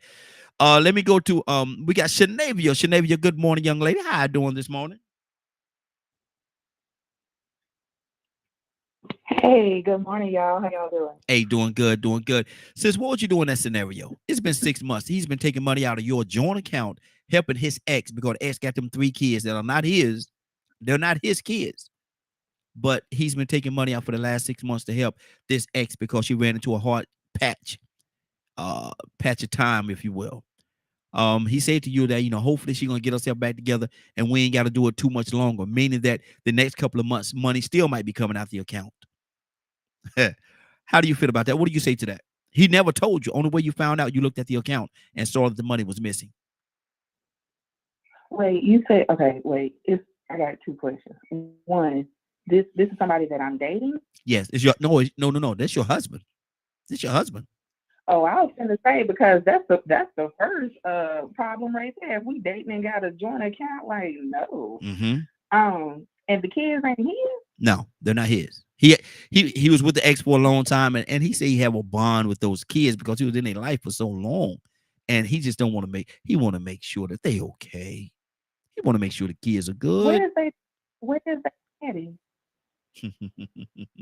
And I'm not even being funny whenever I ask it, because this, for me, what Miss Cassandra and what Miss Willa said, those are the only 2 replies that I heard. I agree with, and I think that we get so hung up on the fact of, oh, it's the kids. It has nothing to do with the kids. The kids are just an added, just an addition to the story. It's the principle of why you would not communicate with me about this one thing if we have communicated about everything else up until this point. Because you're not just taking your portion that you put in. This is the home pot right here. So you're taking from home to contribute to someone else, because I feel like if she's falling on hard times, look, let us take the kids then until you get yourself back to where you need to be. If you can't fend for them right now, then okay, let's do that. Let's talk it out. But the principle of the thing is, you didn't consider how that would affect me, because your decision doesn't just stay with you. It creates a ripple effect. And maybe I'm not as mature as I would like to think that I am, but for me, I feel like that act plants other seeds. Because if you've been deceitful about this, what else have you been deceitful about? So now I feel like that I got to question, whenever money is coming out, I got to question you now. Well, let me not say that. I'm choosing to question you because of the seeds that you've now planted because of this act. And again, maybe I'm not as mature as I would like to, but I feel like it's not just a isolated event. This creates a ripple effect moving forward about how we communicate, how we respect one another, and why didn't you think that I would agree to allow us, not you, allow us to help children that have, you may be the only father figure that they know. Wow. There's so many different levels on this thing, man. And like I said, that trust thing is a big issue. It's a huge issue. Has the trust been destroyed? How do you look at this person? How do you view this person moving forward? It's so much. Let me go to Cap. Cap, good morning, sir. How you doing this morning? Hey, God morning to you, Raheem, and God morning to the Morning Glow family. I'm doing good. Thank you for asking. Yes, sir. Cap, what do you hear in this scenario? It's been 6 months, man. She's been taking this money out, giving it to her ex. You know, he got the kids. Got kids that are not her kids. They're not her kids. She has a bond because maybe they've been together for a while, but they're not her kids. And so now you all together, you're a husband and wife, have a joint account, and she's been taking money out of your joint account for 6 months or more, putting it over there, helping them. Is that an issue? You know, Brother Raheem, you say, what if? We all know that old saying, if was the fifth, we'll all be drunk. Mm-hmm. Yeah, what if? Mm-hmm. Let me say, I love Willard's answer. I love Shanavia's answer. I love Cassandra's answer. Should I even love Ibrahim's answer? Mm-hmm. I'm looking at all the answers. However, it all depends on what kind of relationship. Number one, let me say this. I would not have a joint account. That's Captain D talking, because being in 4 marriages, I've learned a thing or two. All right, I learned a thing or two. She got her own, I got my own. All right. Number two, if she decides to take money and say we did have a joint, if we did have a joint account, I'm checking it every day anyway. Because if I'm paying all the bills, and I'm the man that pay all, she don't pay no bills in this household, then I got to know what my balance is, because I'm writing and paying. So ain't no way you're gonna get away 6 months taking anything out the account, and I don't know about it. Mm-hmm. You can't get away a day. Mm-hmm. That's dealing with me. So everybody have a different relationship, and again, it's a trust factor, because you don't know. I mean, there are people. Now, for example, she may be taking money out of my account to do that, but I'm cash apping my ex. You know what I'm saying? Mm-hmm. What if she found out I was cash apping my ex? So I may not be mad, because she don't know on the other end I'm cash apping my ex. Mm-hmm. We sometimes get out of relationship not because we don't love the individual, right? Sometimes we get out the relationship because we're just not compatible. And if the person been good to you, listen to me, if they've been good to you and they call you and they fall on hard times, let me check with my ex. And the ex say, okay, I'm going to send you a little something. Well, if it's about the children, how old are the children? If we talking about, if the children are teenagers, then I would say, what you need to do, sweetheart, from now on, get the cash app from the children and send it directly to the kid. If you got a 16-year-old, they got a cash app. Mm-hmm. Well, you know, I'm having a hard time with these kids. All right, give me the cash app. So I know I'm giving it directly to the children who I know I got a relationship with. I'm not going to give it to the individual. I'm not going to give it to her, because if my wife ever would see that, that would break the trust, or even the vice versa. Hey, let me tell you something. If somebody doing something for 6 months in your household, they know they're going to get caught. So in their mind, they already know. So they're not doing nothing under the table. Because if you're going to do it under the table, you pull the money out in the cash. You say, with the cash, oh, I had to buy me a new pocketbook. You know, there's other ways. But I would say the trust factor is very important. But if she never showed any signs of deceit or now if she's been, when she broke up with the relationship, I found her deeply in love with this dude, and I found a couple of texts, you doggone Skippy, I'm gonna have a problem with that. Now I'm gonna kick her out there. No, because that's a normal relationship. But what do you mean betrayal? No, when I'm saying normal relationship, everybody got relationships that's gonna challenge it. That's just one of those challenges, man. That's what's on my heart right here. Good deal. Tucson, talk to me, brother. Ain't no telling what we about to get. Y'all put your seatbelts on. Here we go. No. I'm just, and I don't mean it hard, but I understand. I understand about the children. No, it ain't about the children. I just can't. Can't understand that. I'm trying to get that. Let me get that through my head. Let me see. Okay. Let me think this thing over before I go snap off. I'm sorry. Curtis, I don't mean no harm. I'm not getting my chair. I'm just trying to rationalize it. Let me see. No, I just can't see how it fits here. I'm like Cap. See, I'm gonna know what went on in my account before they over with. And tomorrow and the next day. And the next day and the next day. Because you ain't gonna slip up on me. I'm like Cap, believe it or not. I've been in several relationships. And some of them went well. Some of them broke up because of my fault. Some of them wasn't. It is, but I was part of it. So I've learned finally what my daddy told me years ago. Don't you never put all your eggs in one basket. I know some people that come home from work and the neighbor say, I didn't know you moved. And he winds up with a can of beans and a bucket in the house. And his wife gone. Wow. He speeds up because the state trooper is pulling him over, and he running away because he thought that's what the guy that his wife ran off with. Just a joke. But Raheem, this really don't make no sense. Really. I mean, I understand people's compassion, but don't be foolish. I mean, I'm just saying. Yeah. If you can't talk to me, it ain't my fault, because I'm gonna tell you how I am from the get-go, from the door. There are some things that I don't tolerate. I will not. I don't care what you say. I don't care what your preachers say. I don't care what the bishops say. It don't make no difference. At the end of the day, I'm gonna deal with my own household, and I'd be doggone if I sacrifice my household for somebody else's. I don't care who it is. Matter of fact, I'm not gonna get broke. I love my people. I'm gonna talk about family. But I'm not gonna take out without the household knowing to give my brother nothing.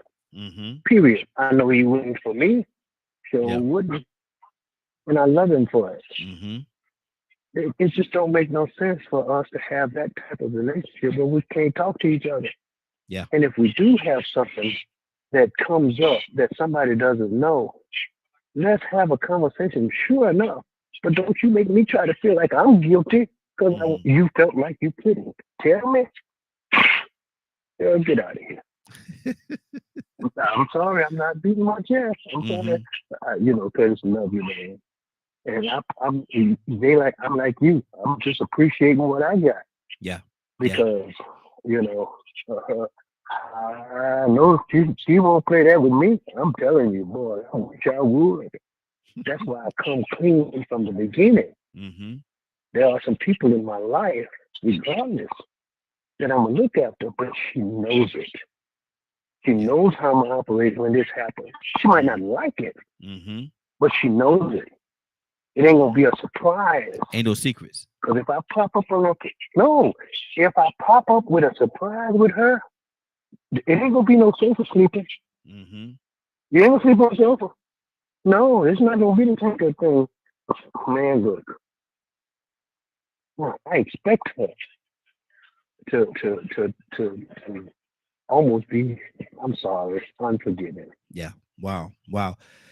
508-924-3521. 508-924-3521. The phone lines are open. Give us a call.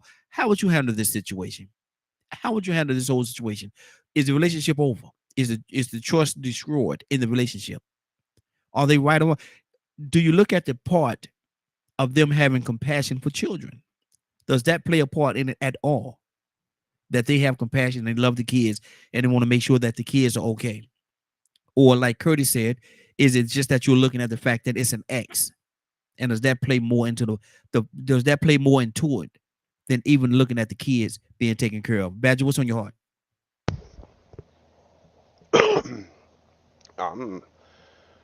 The accountability part of it. The way Willa and Cassandra was speaking about it. I love the fact that Captain Dennis brought in the aspect of, the shoe on the other foot. If it was the boyfriend helping, me and my wife with our kids, Am I supposed to, you know, have so much pride that I'm going to turn it down because I'm going to freak out thinking that she's doing something else? You know, and I loved what Donald said. He's going to be straight up exactly how he's going to run things and stuff like that, and then she's going to make a choice to marry him or not off of that, right? And that's what I was meaning earlier about having the open having an open communication line with your spouse. And that's why I said, if my spouse did something like that and didn't speak to me or talk to me about it or anything like that, I'm going to not just question her. I'm going to question myself, because apparently there is something that happened that made her think that she couldn't trust me in asking that question. And that's something I feel our society is greatly forgotten. Is holding ourselves accountable in any situation. Because a lot of times, if we're marrying someone, we need to, and a situation like this arises, what did we do that caused that? Let's sit down and talk about it, and go from there. And if it ends up where, you know, it's not going to work out because of blah blah blah blah, or maybe she does have feelings left over from him and she just, you know, and so on and so on. Well, let's have a discussion and a non-violent verbal conversation. Badger, let me ask you this question. What if y'all do have that conversation, and along the course of that conversation, you ask the question, well, do you still love him? And she says yes. And you go a little further with it. Do you love him more than you love me? And she hesitantly looked at you. But her answer is yes. What do you do at that point? I would ask her, well, what would make you happy? Because she's not my property. And in that situation, whatever caused me and her to get married or whatnot could be a wide range of thoughts that were going through her head at the time. And then later on, she realized how much she cared for that other person. Matter of fact, since kids are involved, I'd probably still help them out even if we get divorced until everything was all right. Because I worked very hard to be Christ-like. So why allow the devil to fill my head full of evil, negative, toxic thoughts when in reality I'm going to have enough faith in God to have my back? Because he wouldn't have presented me that situation if I couldn't handle it. I don't know if this how this ties in with faith, but I guess I understand what you're saying. The young lady on TikTok, Miss B, said this. She said, since he can afford to take care of another household, I'm unjointing that account. I'm unjoining that account is what she said. And so, you know, that it won't be no more joint account. If you can afford to do that, she said she's gonna unjoin the account. You use your money and do what you got to do over there on that side. But she never said that the relationship was over or anything of that along those lines. I Ryan, want to talk to me, bro. respond to something real quick, if that's okay. Go ahead. No, Christ ain't got nothing to do with lying to your spouse, but Christ has everything to do with forgiveness. Okay, go ahead, Ryan. Badger was just responding to a comment that Ryan put in the chat over here. You know, everybody can't see it, but I can see what they're talking about. Just let everybody know what's going on. But go ahead, Ryan. What's on your heart, brother? She can be forgiven right on out the door. God bless you. Playing these games, man. Like, Badger has his own opinion. That's fine, but I know I'm not taking that kind of short. Everybody in their own roundabout way that's discussed on this panel has said the same thing. Why are you lying? It's like I said in the first comment. It's respect, man. It don't matter if you're scared to approach your spouse about a subject. It don't matter if you're trying to, and you know, in self-inspection or self-reflection as to why. That stuff don't matter neither. It's a respect thing. That's the whole purpose of having a joint account, is respecting each other enough that you put your money in there together and you expect the other person to respect what you've earned just like you respect what they earn. It's respect. You cannot have a relationship without respect. If there is no respect in your relationship, you probably shouldn't be together. There's no questions about it. Come on. There's no, well, why do you feel this way or that way? All right, well, obviously, you still attached to that, which means that we're going to have some problems down the line, so this isn't working. I hope you will. Have a nice day. Wow. That's just how I feel about it, right? And it's not a toxic masculinity thing. That's a humanity thing. Respect. Go across both ways. I don't care if it's a man and woman, two men, two women, or two surgical abominations. Like, it don't matter. You got to respect people enough to speak your mind. And if you're scared of that individual, you don't need to be with that individual. That's straight up. I can't talk to you about everything and anything. Bye. I don't need to be here. And Miss B said, I understand. Go ahead. No, finish it off, brother. Go ahead. It's about the kids, bro. I do it every day. Take care of somebody else's kids. But they're mine. They call me. They don't call him. They're mine. They may not be my DNA, but they're my wife's DNA. She is my wife. Those are my children now. But yeah, it's cool to take care of somebody else's children, but lying for 6 months to your spouse, because that's what it is. Let's be real. It's lying. You're lying. That's exactly. That creates damage. And Miss B said, if you're scared to discuss it, then you know it ain't a good idea. If you're scared to discuss it, then you know it ain't a good idea. 508-924-3521. 508-924-3521. Navy, talk to me, sis. What's on your heart? It's a lot going on. Well, you right about that. It is definitely a lot taking place and going on. I'm gonna just double down on what I originally said. It has nothing to do with the children and everything to do with the principle at hand. We can, everybody on this line can agree that children, that's just a byproduct. It's a byproduct of, and just like I said, just an addition to the scenario. It's the principle of the matter that you were deceitful. And again, I'm gonna double down on what I said earlier. Maybe I'm not as mature as I would like to think that I am. But that just like you are willingly creating a ripple effect. And why wouldn't? If we could talk about everything else except for this, then obviously you knew that there was some deceit in your heart as to why you would not come and have that conversation with me. These are boundaries that we set before the marriage. These are boundaries that we set within the courtship. These are boundaries that we set throughout the relationship. So it's not like you didn't come in, or at least for me, I can only speak for me and the way that I roll and the way that I communicate.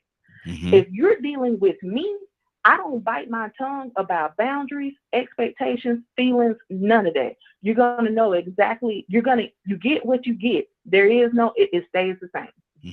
But in this scenario, why would that completely flip and for 6 months? So where you just ate up with it, we can dig all off into this and we can all come up with a different scenario. It has nothing to do with the children and everything to do with the principle and the lack of respect that I felt that I was shown in this scenario. And now we are now having to deal with the ripple effect of your decision that you made.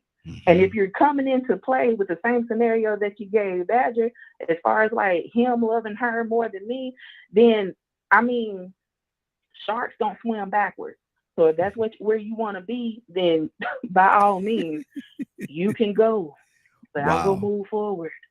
So I don't know. Maybe I ain't as innately good as I thought that I was. But I just got to keep it a book. And honestly, I don't know how else I would handle that situation. I'm not in that situation. Thank God I haven't been in that situation. But I don't know. It's the principle for me. Has nothing to do with handling the children. Has nothing to do with providing for the children that are not even his. But you know, God bless you for that. But no, it's the principle of the same for me. Wow. And that's what it is. 508-924-3521. 508-924-3521. Give us a call. Let us hear what you think about it. I want to hear what you think about this whole scenario. Cassandra, talk to me. Then Willa, coming to you next. Cassandra? Yeah, you know, I'm here. Hello? Yes, I hear you. Okay. Like I said, you know, like I said previously, we're all individuals, and the way that we handle things are all of us may have a different way that we handle it, according to who we are, where we are, what we think about women, what we think about men, what our past experiences have been in situations. I'm just assessing, for me, how I would deal with it, and mine have not changed. If I say to him, hey, I noticed that this is coming out, you know, I think something may be going on with the account, and he comes clean and tells it the way that you said he tells, I'm good. Now, babe, from now on, you know, let's just talk about it. You know, I don't have a problem with you helping her. Let's just talk about all that extra stuff where she might be in love with him, and I'm not even rolling on that level. I'm talking about when you have a solid relationship, and yes, that he should have said something, but I'm not going to kill my relationship off because, you know, he did that. It's just like I said, everybody handles things in their own way. That's not my makeup, you know, and I've been there. I've had a whole baby come up, you know, in my house, and I love her to this day. So I'm not a good person to ask something like that, probably. Okay, good deal. Let me go to Willa, and then Tucson he has some on his heart as well. I don't know if he's gonna say it, but he got some on his heart. Willa, what's on your heart, sis? Talk to me. Yeah, first of all, Raheem, you know, I definitely like what Badger said. He mentioned the one thing that I love, and that's God and faith. Because let me just say this: anytime we go through something, I don't care what it is all faith based. Because we're believing whatever situation it is or whatever it is, that God is going to bring us through it. So and it's a matter of testing our faith. See where you are in your faith, you know. But this situation here with that's how the enemy sneaks into your relationship. He sneaks when we don't do the right thing by each other. And Ryan said it great. Respect. I love you, man. I love you enough. I can be able to talk about anything. I don't care what it is. Yeah. Because that's what kind of relationship we built. We built that kind of relationship. So if we built that kind of relationship, at what point did a link fall from the chain where you felt you couldn't talk to me? So see, that's when the enemy is sneaking up and trying to place things in your mind and in your heart. I think Cal said, well, we don't own each other as people, but yeah, I own your heart and you own mine. That's why I put that ring on that ring finger near the heart. Because I own your heart. I have to protect your heart and you mine. So we don't allow anything to get in there by doing stupid stuff and making the wrong decisions and making the wrong choices. I don't want to hurt you and you don't want to hurt me. So why would you not do the main thing, and that's communication? Communicate to me. Yeah. So that's the scenario you look at. And I mean, you're right. Mr. Sanders right. We all don't do things different. We all don't do things the same way. But maybe sometimes we should. Then we won't wind up the way we wind up sometimes, trusting another individual who didn't deserve the trust that they got. So it just gives us a matter of overlooking some things, looking at some things. Because you certainly don't want to bring that kind of mess in your relationship. And that's what's on my heart right here. Good deal. Tucson, you had something on your heart, brother. What's on your heart? And Bishop, coming to you next. I wanna make this clear today. If my wife ever find out that I'm doing something, and she kick me to the curb, so Cassandra, will you? I want to marry Cassandra. Cassandra, did you hear? Oh, now we all wait. No, you would not. No, you would not. No, you would not. Now we all now. You just revealing it. Well, I need somebody to understand my crazy self. Because I know every once in a while I do some jacked up stuff. Ram, preacher, pastor, whatever you want to talk about. I'm just being honest and clear with y'all. So I need somebody solid that know I'm crazy. That joker said, because I like to help people. Mm-hmm.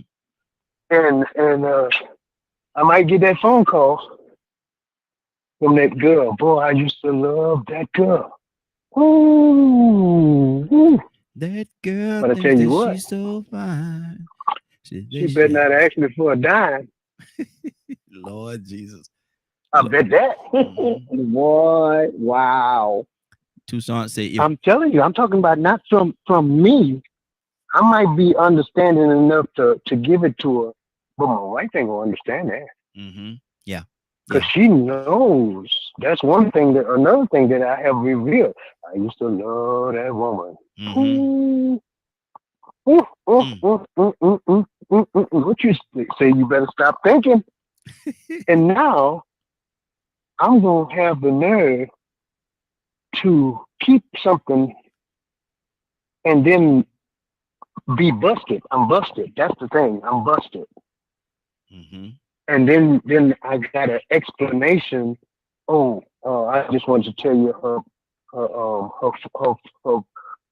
baby daddy is having a hard time, and I just felt so, how I felt about her, and I just wanted to help her out. She's gonna look at me. She's gonna say, "You better go find Cassandra." I know that. Get off your knee. Hey, get off your knee, man. You can't propose. And we ain't doing that today. Cassandra, I'll look at his resume if you want me to. This up to you, Cassandra. I'll look at his resume. No, thank you, Cap. I'm gonna pass on. That's my buddy, though. I'm gonna pass. Lord, Toussaint, man, my heart hurt, man. She just turned you down, brother. Toussaint. She got more sense than a lot of women do. I knew he had something. I knew he had something. See, I'm like Curtis. I'm like Curtis. I thank God for what I got because she put up with me. Mm-hmm. For real. I'm serious. Yes, sir. She know the type of fella I am. Mm-hmm. And every once in a while, you know what she says to me? What's that? You crazy. And she ain't wrong. You crazy. And she not wrong. But I love you. That's what she say. She say, you crazy, but I love you. There you go. Now, wait a minute, with your crazy self. Exactly. Exactly. Crazy self. Exactly. Yep. Just like that. Mm-hmm. Absolutely. Let me go to Bishop. Bishop, good morning, sir. How are you doing this morning? Man, to God be the glory. I'm glad to be alive. How are you and everyone else doing? Hey, doing good. Good to have you, brother. What would you do in that scenario? In that whole situation, what would you do? Who's right? Who's wrong? Give me the scenario, please. Okay. Well, you're a young bishop. You're 30 years old. Been married for 2 or 3 years. You look at your account for whatever reason, your bank account one day. And when you look at that bank account, you realize there's a substantial amount of money that's missing. So you do your research, and that amount of money has been coming out every month for the last 6 months. You go to your wife. You say, listen, somebody's robbing us. Somebody's taking out money. Somebody's taking out money. She said, no. Sit down. I want to talk to you. Then she say to you, well, my ex, he have custody of his 3 young kids, and he ran into a hard time. And I've been taking the money out every month, helping him make sure that everything is taken care of in the household over there, and the kids are okay. what is the next thing you say? Now it's a joint account. Y'all have money together. Man, boy, I'm gonna start packing the bag. Packing who bag? So what? Whose bag? Your bag or her bag? I'm packing hers. Okay. I need to take her to her man. I ain't her man. So I'm going to let her go be with the man that she in love with, because you've been taking money out of our account, our joint account, to take care of man and his 3 children, wherewith they're not your children by him. So you taking care of him and then present nothing to me to see how I felt about it, and then I'm finding out 6 months you've been taking our money and giving somebody else. I'm gonna make sure you're gonna accommodate, your desire, because apparently you want to be with him. So I'm gonna pack the stuff, take it out to the car, and go on. In fact, then I'm gonna drive over there because I paid for the car. So he already got the money, and then we'll just bank and cancel, take it off my account, or take all the money out of the account, and then put me in another account. Because right is right and wrong is wrong. We supposed to be here with each other for each other, and we should be able to communicate about anything and everything. But you could have asked me. I have a very giving disposition, but I wouldn't go for that. I'm sorry. But see, love endures, love bears, but love ain't stupid. Yeah, but ain't I my brother's keeper? You gotta keep your brother, man. Keep him straight. Make sure and them kids over there, man. Ain't I my brother's keeper? I don't know this cat, and to use that phrase, when the people came to Christ to say, your brother and sister without seeking you, he turned to look around the crowd and went, who's my brother? Who's my sister? Who's my, mother? Let's do the will of my Father. So this dude, he should have came to me. He shouldn't have went to my woman. What was she doing still talking to him? I don't have no conversation with my ex like that. So I know it's going to create problems in my current relationship. So right is right. And, she can be apologetic and apology accepted. But you've been giving my money to somebody else and then confront me or get my, 2 cents on it. At the end of the day, I want you to be happy. Apparently, you'd rather be happy with him. So here you go. I'm taking you home. Wow. This ain't your house no more. Wow. Stanley, talk to me, brother. Hey, Rock, come back to me, man. I just came from Boston, and I'm at IHOP, and I was telling my waitress about our subject for this morning, and I'm gonna let you ask her that same question. Can you come back to me in about 2 minutes? Yeah. Okay. Absolutely. I want to get somebody else involved in this, because I was telling her about it, and she's like, I got to get in on this, but I got to drop some orders off. Okay. Come back. Okay. Good deal. Let's go to who we got. Let's go to Ryan. Ryan, what's on your heart, brother? I really ain't got that much more to say on this. I said in chat, I am not Nino Brown in this situation, and I am not my brother's keeper because, yeah. But see, why are we or are we? I don't want to assume that we are, but are we not taking account for young kids?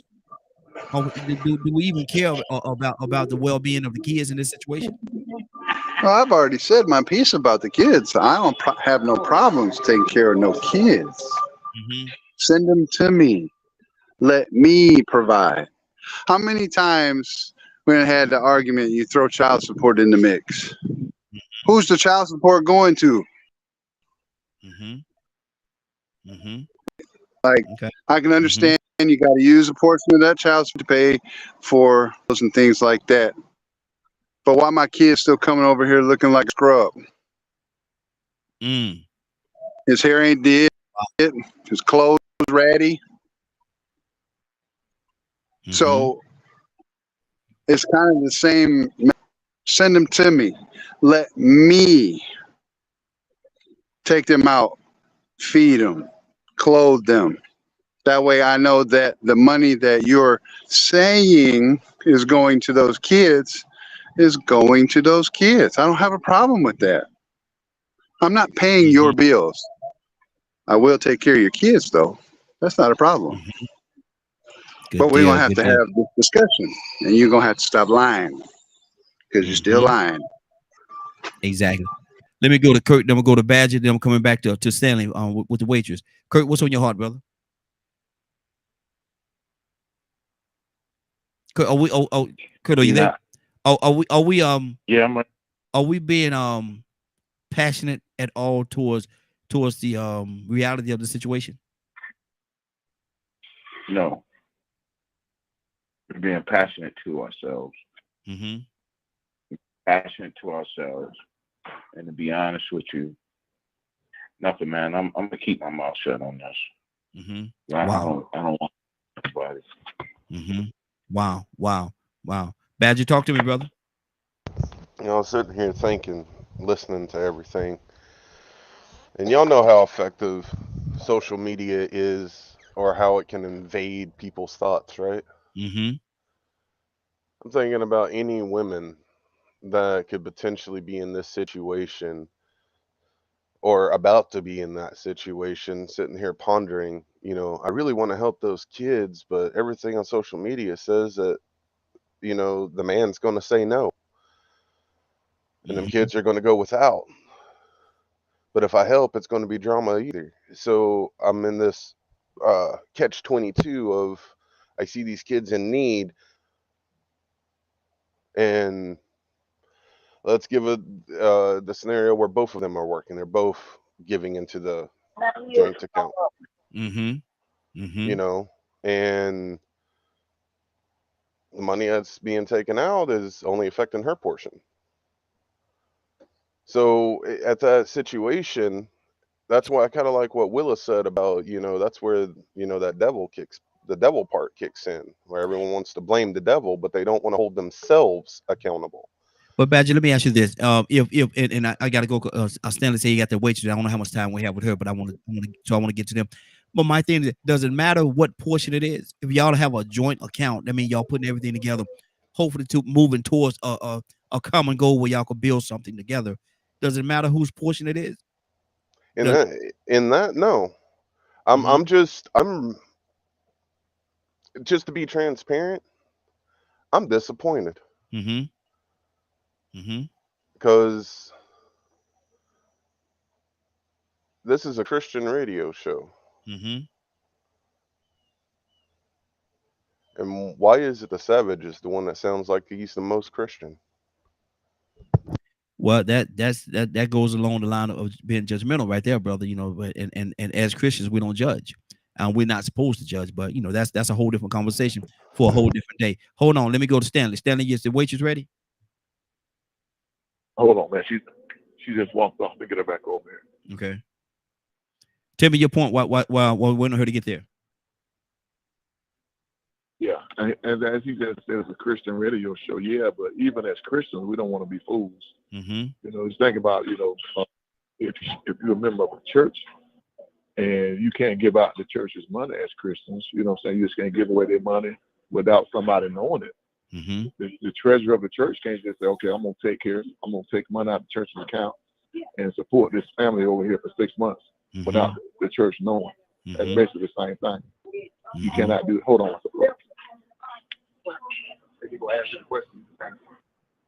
Hello. Hey, young lady, how you doing? Fine, how are you? I'm doing well. What's your name? Natalia. Natalia, you've been married for 2 or 3 years.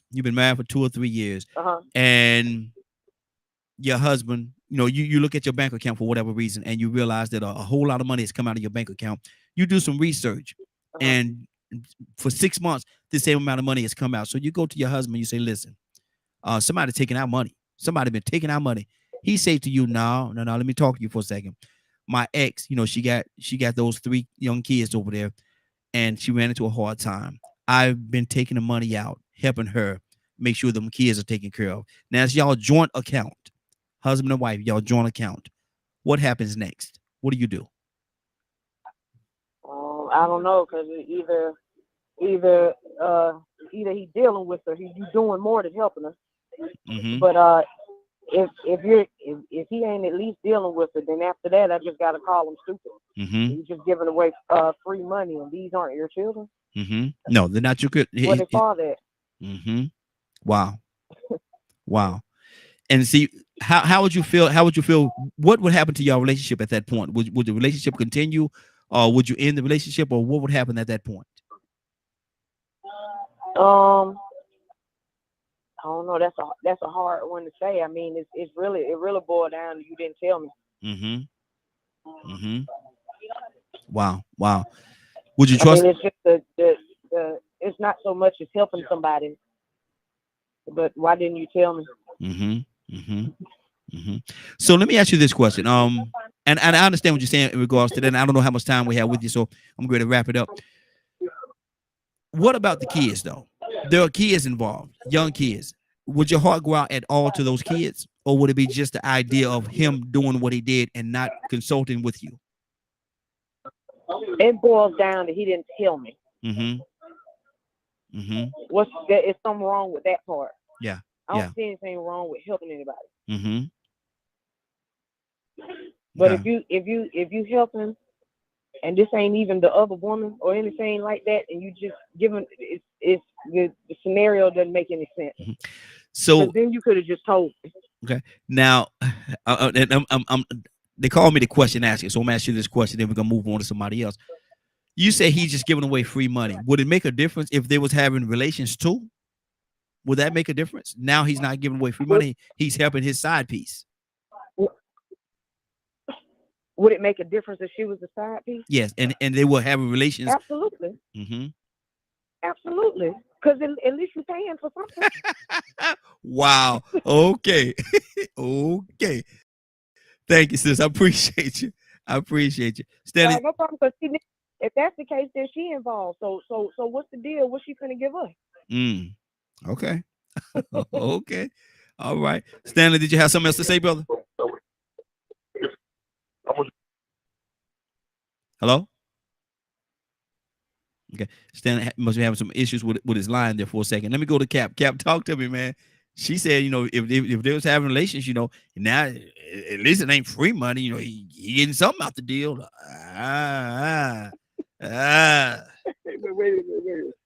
No. Stanley throwing down on those pancakes. He's not upset. He got that Alabama, all that. So he throwing down anyway. But let me say this. You gave the scenario. It's a scenario that some people may be going through. You gave your time period. You've been married for 3 years. But I can't, in my mind, Raheem, I can't know no one that would get into any relation. When I say I was married 4 times, either I'm good at giving advice, or Cameron's not the dude you want to take advice from. But I do believe in institutional marriage. However, I can't believe that you're with someone and you don't know everything about that individual. You get into a marriage, if she was in her last marriage, she was with a guy that was not her kid. She would take her, she got a test. We know the age of the kid. We know if she got tested, the kids will still call her because, even though me and your father ain't making it, but there's a lot layers there's a lot of layers. Yeah. To this. Mm-hmm. And we have to take all that into consideration, because if I married somebody, I already know she was involved with in a relationship, they didn't get along. She loved the dude, but he was abusive. Mm-hmm. And I know, when I found her, she was brokenhearted and it didn't work out. So I know there's going to be a double back. But the question is, Raheem, am I a rebound? Yeah. You know what I'm saying? Yeah. Was I a rebound? Mm-hmm. And if I was a rebound, then I mean, when you ask the question, do you still love him? Yeah, because I was a rebound. Mm-hmm. So the bottom line, there's a lot to this scenario. So if automatically 3 years, I know, she was in love. That's how I found her. She was crazy and she kept calling him. We got together. And even though when we was dating before I married her, I thought, but I already knew it within my heart as a man.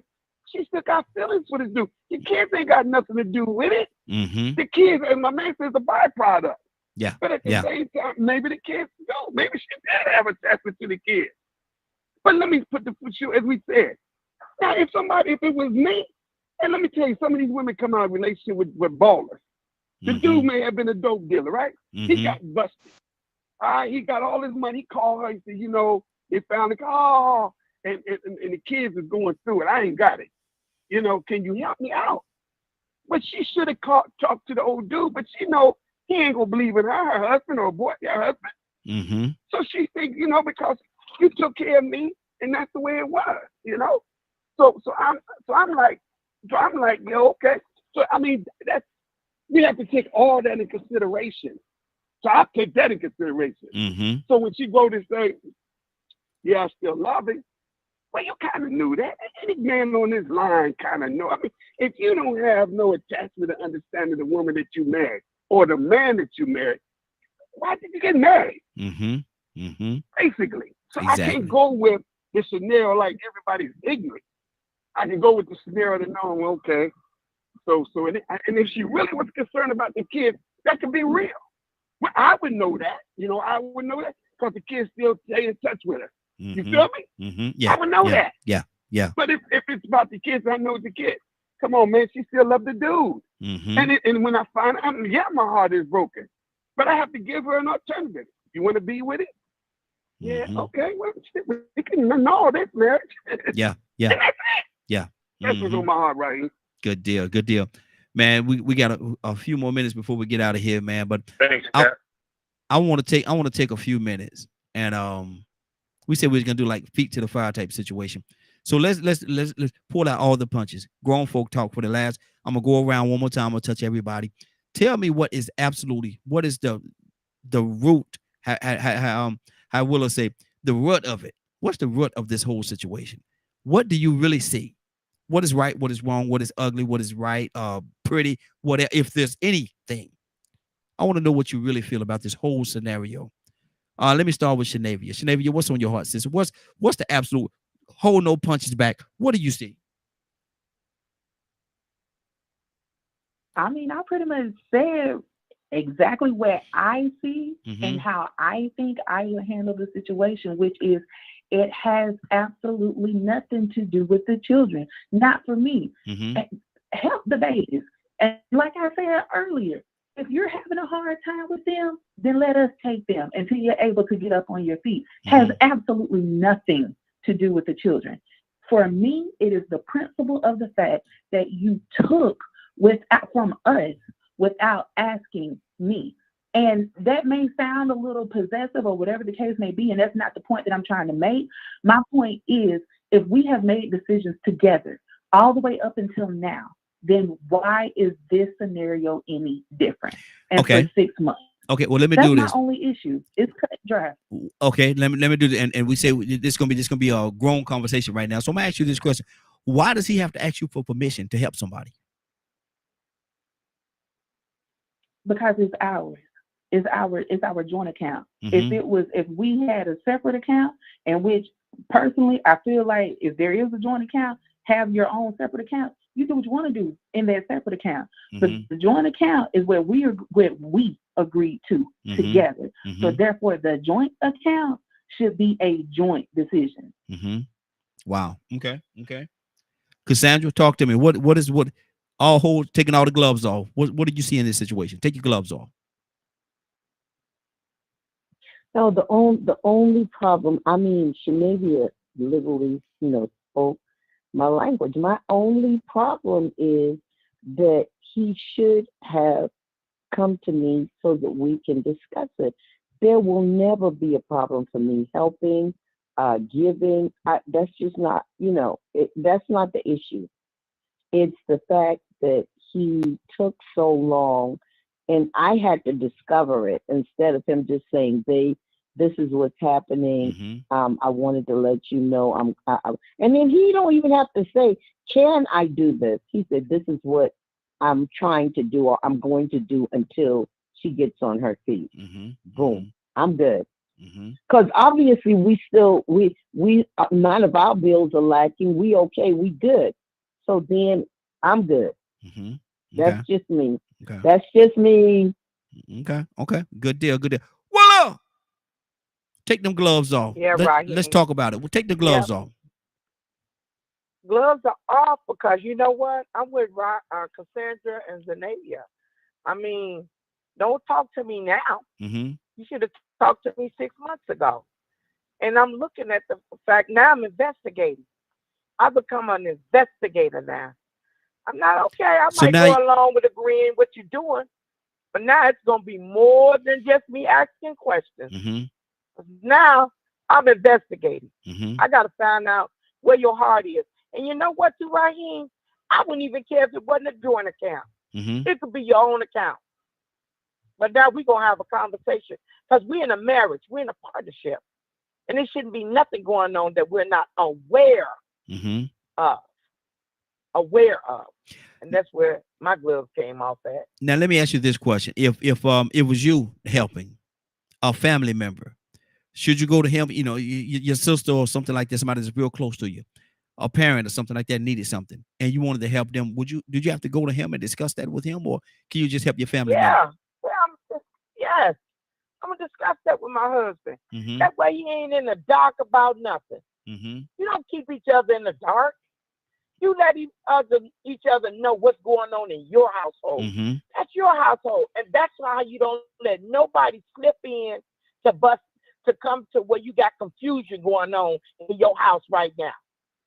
You keep the communication line open. I don't care what, Raheem. I don't care what it is. Open that line and keep it open. That's where I'm at. Wow, that's good. That's good. We're gonna touch your Badger. Talk to me, Ryan. We're coming to you next, and we're gonna circle around for everybody. I want to hear everybody take the gloves off and tell me, what do you really see in this scenario? What is really going on? Badger, talk to me. To me, and gloves off, I'm gonna want to know why she felt that why she couldn't come talk to me.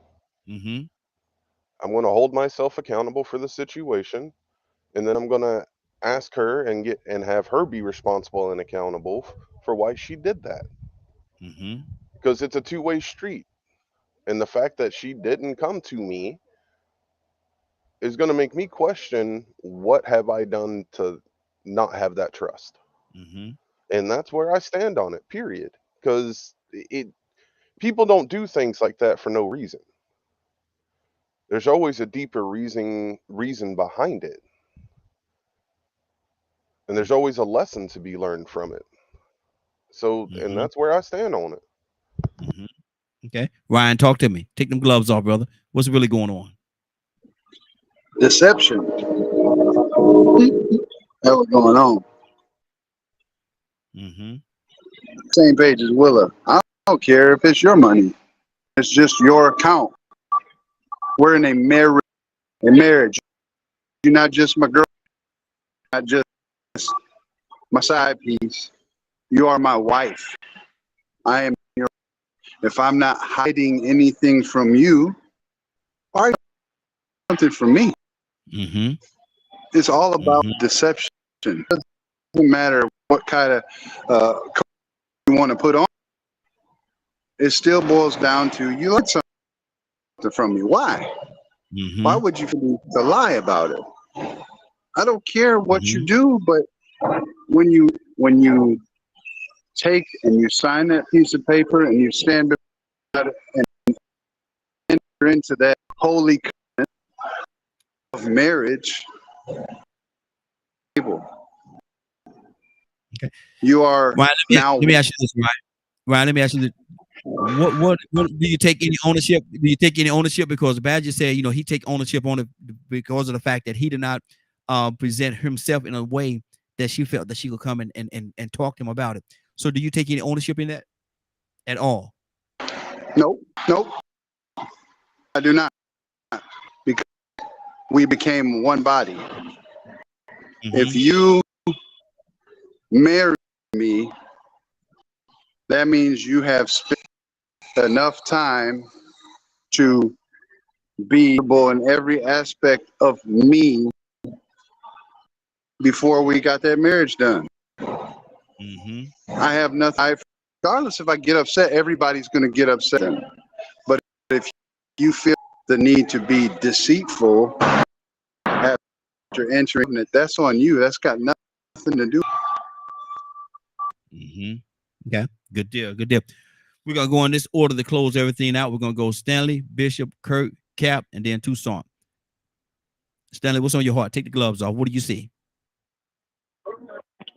Yeah, bottom line, man, you know, it's wrong to have it done behind your back and you got to find out 6 months later. Mm-hmm. It's the same as if you got a big house and you work all the time, you only go to certain parts of the house, you know, during the week, and then you find out 6 months later she done moved a man and 3 children in your basement, and they've been down there for 6 months and you didn't know it. Mm. You Wow. know that we Christians, but we ain't crazy. You know what I'm saying? You want to be Christian, you want to be nice, but come on, man. Mm-hmm. You know, it's a joint account. We're in a joint relationship. We're married. So how can you go in our account for 6 months and take care of another man and his children, not your children, but his children by other women? And that's just, you know, it's just against all rules, man, and that can't happen. So, like I say, you come home and you find out somebody been in your house for 6 months and you didn't know it. Wow. And you're supposed to be okay with it.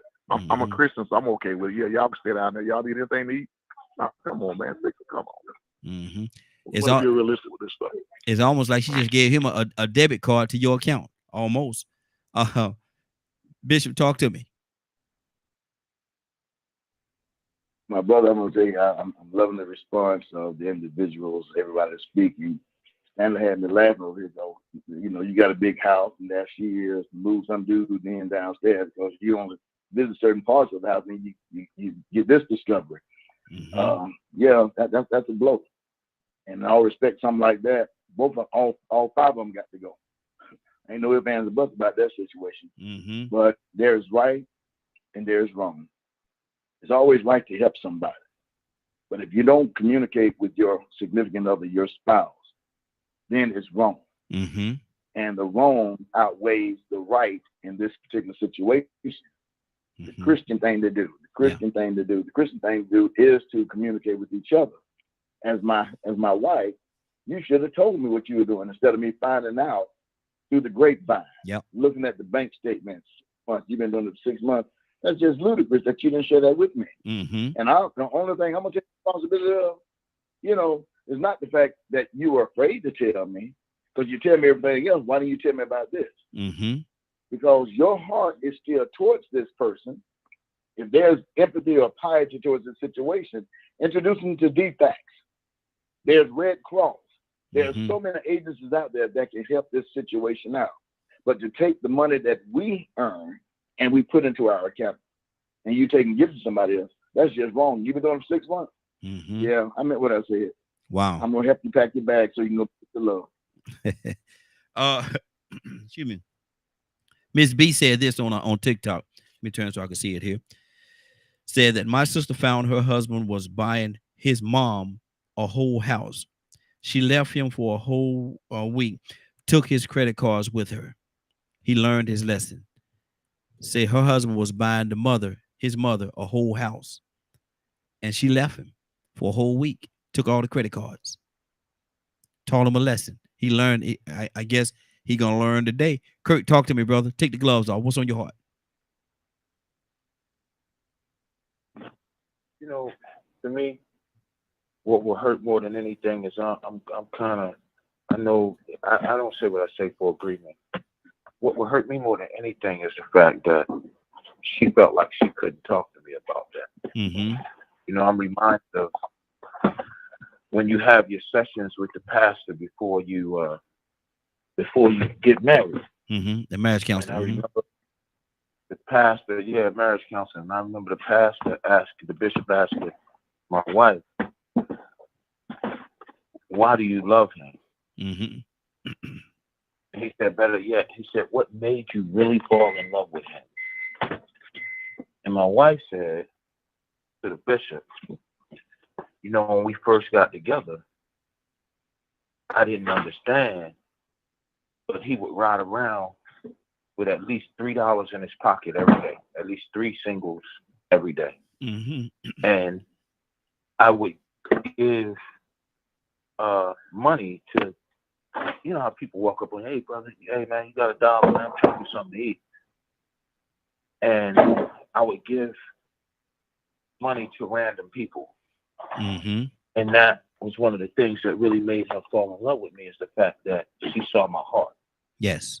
So if any, in this scenario that you laid out, if anything that would hurt me, it would be the fact that she felt like she couldn't talk to me about what she was doing.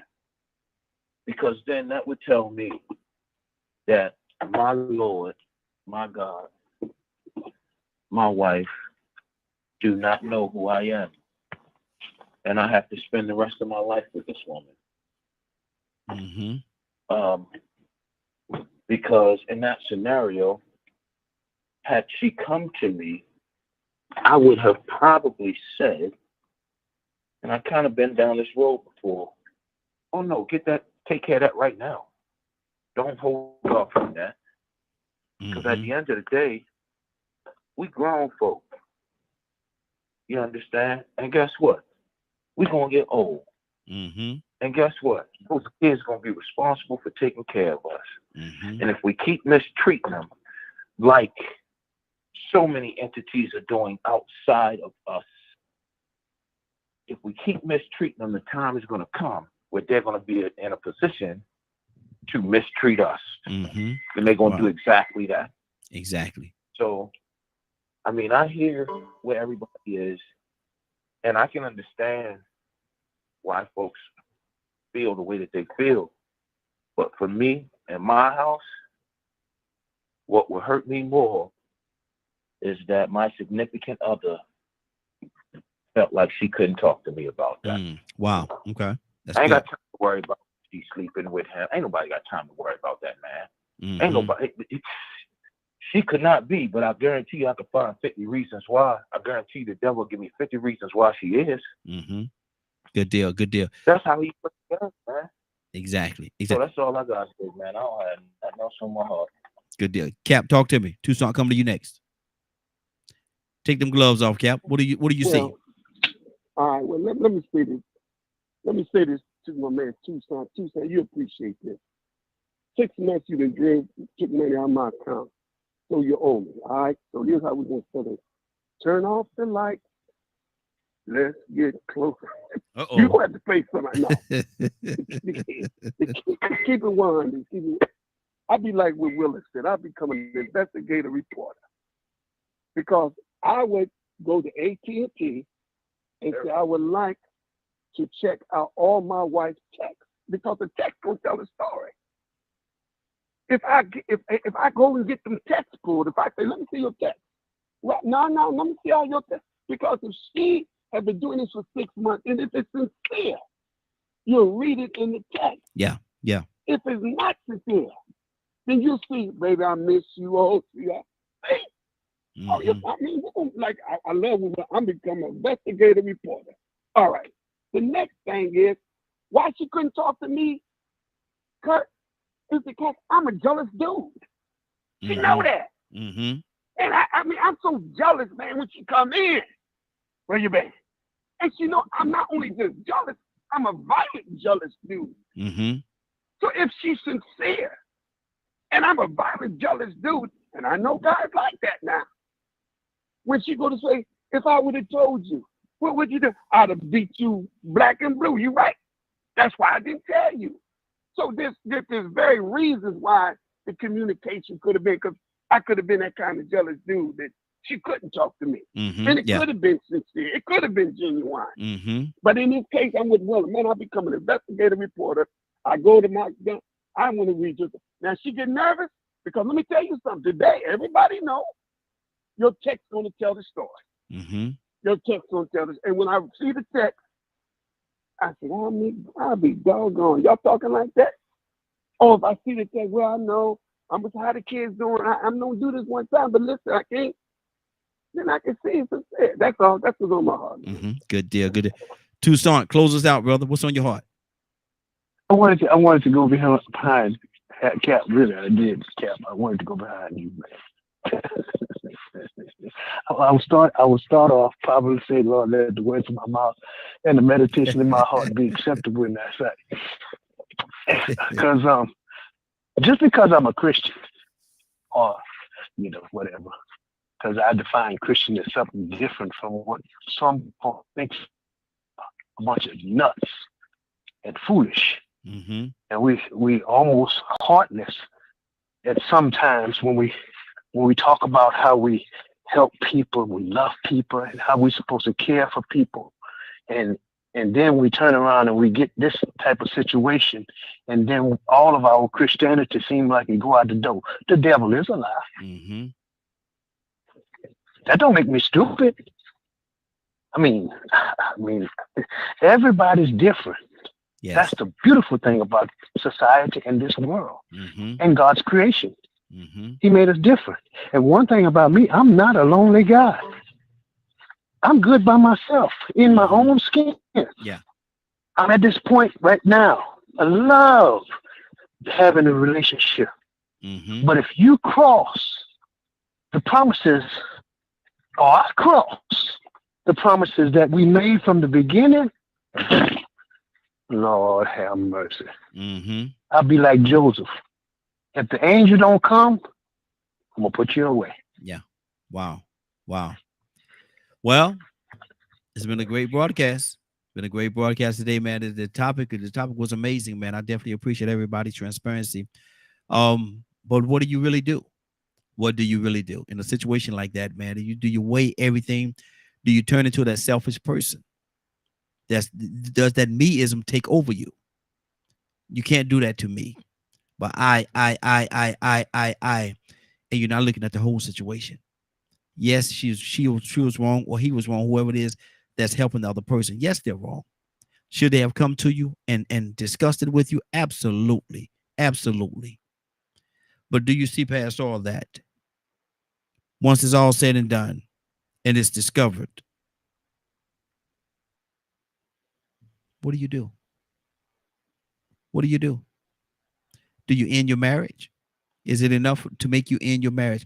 Do you pack, like a lot of people said, pack their stuff and take them over there? Because if you're doing that with your ex, then evidently there's still some feelings tied into you for that ex. Is that a true statement? Or could your connection be more? Nope. Could your connection be more towards the kids, helping the kids? You have a connection with the kids, and you want to make sure that they're okay. Him aside, her aside, do you concentrate more on the kids? Do you marry someone that you don't think would understand? Or is the person that you married compassionate enough to understand that, we have to do something to take care of those kids, even if it means go and get the kids and move the kids into your house until that situation over there is better? I mean, what do you do? Somebody wanted to say something. No, I just wondered if we heard from Toya. She had to take off, had to go to work. She had to go to work. Yes, she had to take off and go to work. I would have loved to have heard her when she took off her gloves, because she pretty much took them off at the beginning. But I would have definitely loved to have heard her version of what she was going to say in the end. But yeah, it's a lot. This situation, man, though it is quote unquote made up, it happens all the time. There are people that go through things like this all the time, every day. Right, wrong, or indifferent. What do we do? What would you do? What would you do? Ryan, what's going on at 3 o'clock today, sir? If you missed today's show and you would like to view it in its entirety, you can tune in at 3 p.m. Eastern to www.dkmmediagroup.com. Good deal. Good deal. Let me see who we got left here. Curtis. Yes, sir. Glad you stayed around with us, man. Pray us out, sir. Willa had to take off. She had to go take care of some business. Hallelujah. All hearts and minds clear. Most gracious and heavenly Father, we humbly submit our mind, bodies, and spirits unto you, knowing it is from you from which cometh our help. Father, on this day, with everything we got going on around us, we look into the hills, Father. Father, in most cases, most of us are screaming out for the mountains to move. Father, but we put in trust in you, knowing that that mountain shall be removed. Father, we come right now, not asking, but thanking you for all things, God. God, thanking you for waking us up this morning, breathing a breath of life into our bodies. Thanking you for just allowing us to see another day. Thanking you for just standing in us, standing beside us, standing behind us, and walking in front of us, God. God, we're thanking you for constantly wrapping your compassionate arms around our souls, God. God, we're thanking you for watching over our children as they slept last night. And for some of us, we thanking you for the traveling mercy that you provided us each and every day, especially on this day. Father, we thanking you for coming into our lives. Father, we thanking you for blessing our minds, our bodies, and our spirits so that we can say the words that you so gracefully put into our minds and into our consciousness. God, just continue to love us, continue to hold us, continue to mold us and keep us close to your bosom. God, and we will be ever so careful as to continue to give you the praise, the honor, and the glory. In the mighty name of Yahshua, Jesus the Christ, we say this prayer. Let us all say amen. Amen. Good job. Good job, brother. We about to get out of here, man. It's been a great broadcast. I want to thank everybody for joining us. And more than that, I want to thank you for allowing DKM Media Group and Associates and the Morning Glow for being a part of your morning. It is now 10:28. You're about to exit the Morning Glow. But before you go, I want you to do me two favors, if you will. One, I want you to continue to pray for us because we are certainly praying for each and every one of you. Number two, why this is real simple. I want you to go out there, find somebody, and give them a hug because you never know. It could be the only hug that they get, or it could very well be their last. Love you, and ain't nothing you could do about it. Have a great day and a better tomorrow. And we shine some of this light on you from the Morning Glow. Take it out there into this wicked and cruel world that we live in and let your light so shine. If you get an opportunity, give somebody some love. You just might find some love in return. Won't that be a beautiful thing? Have a great day. Take care of each other. And please, please, please be blessed. Give somebody some love and truth. They would appreciate it. And I'm sure that you will as well. Have a great day. Talk to you actually tonight. Talk to you tonight for the Raheem Aljamain show from 8 o'clock to 9 o'clock p.m. Eastern Standard Time right here on DKM Media Group and Associates. Have a great day. Love you. And please be blessed.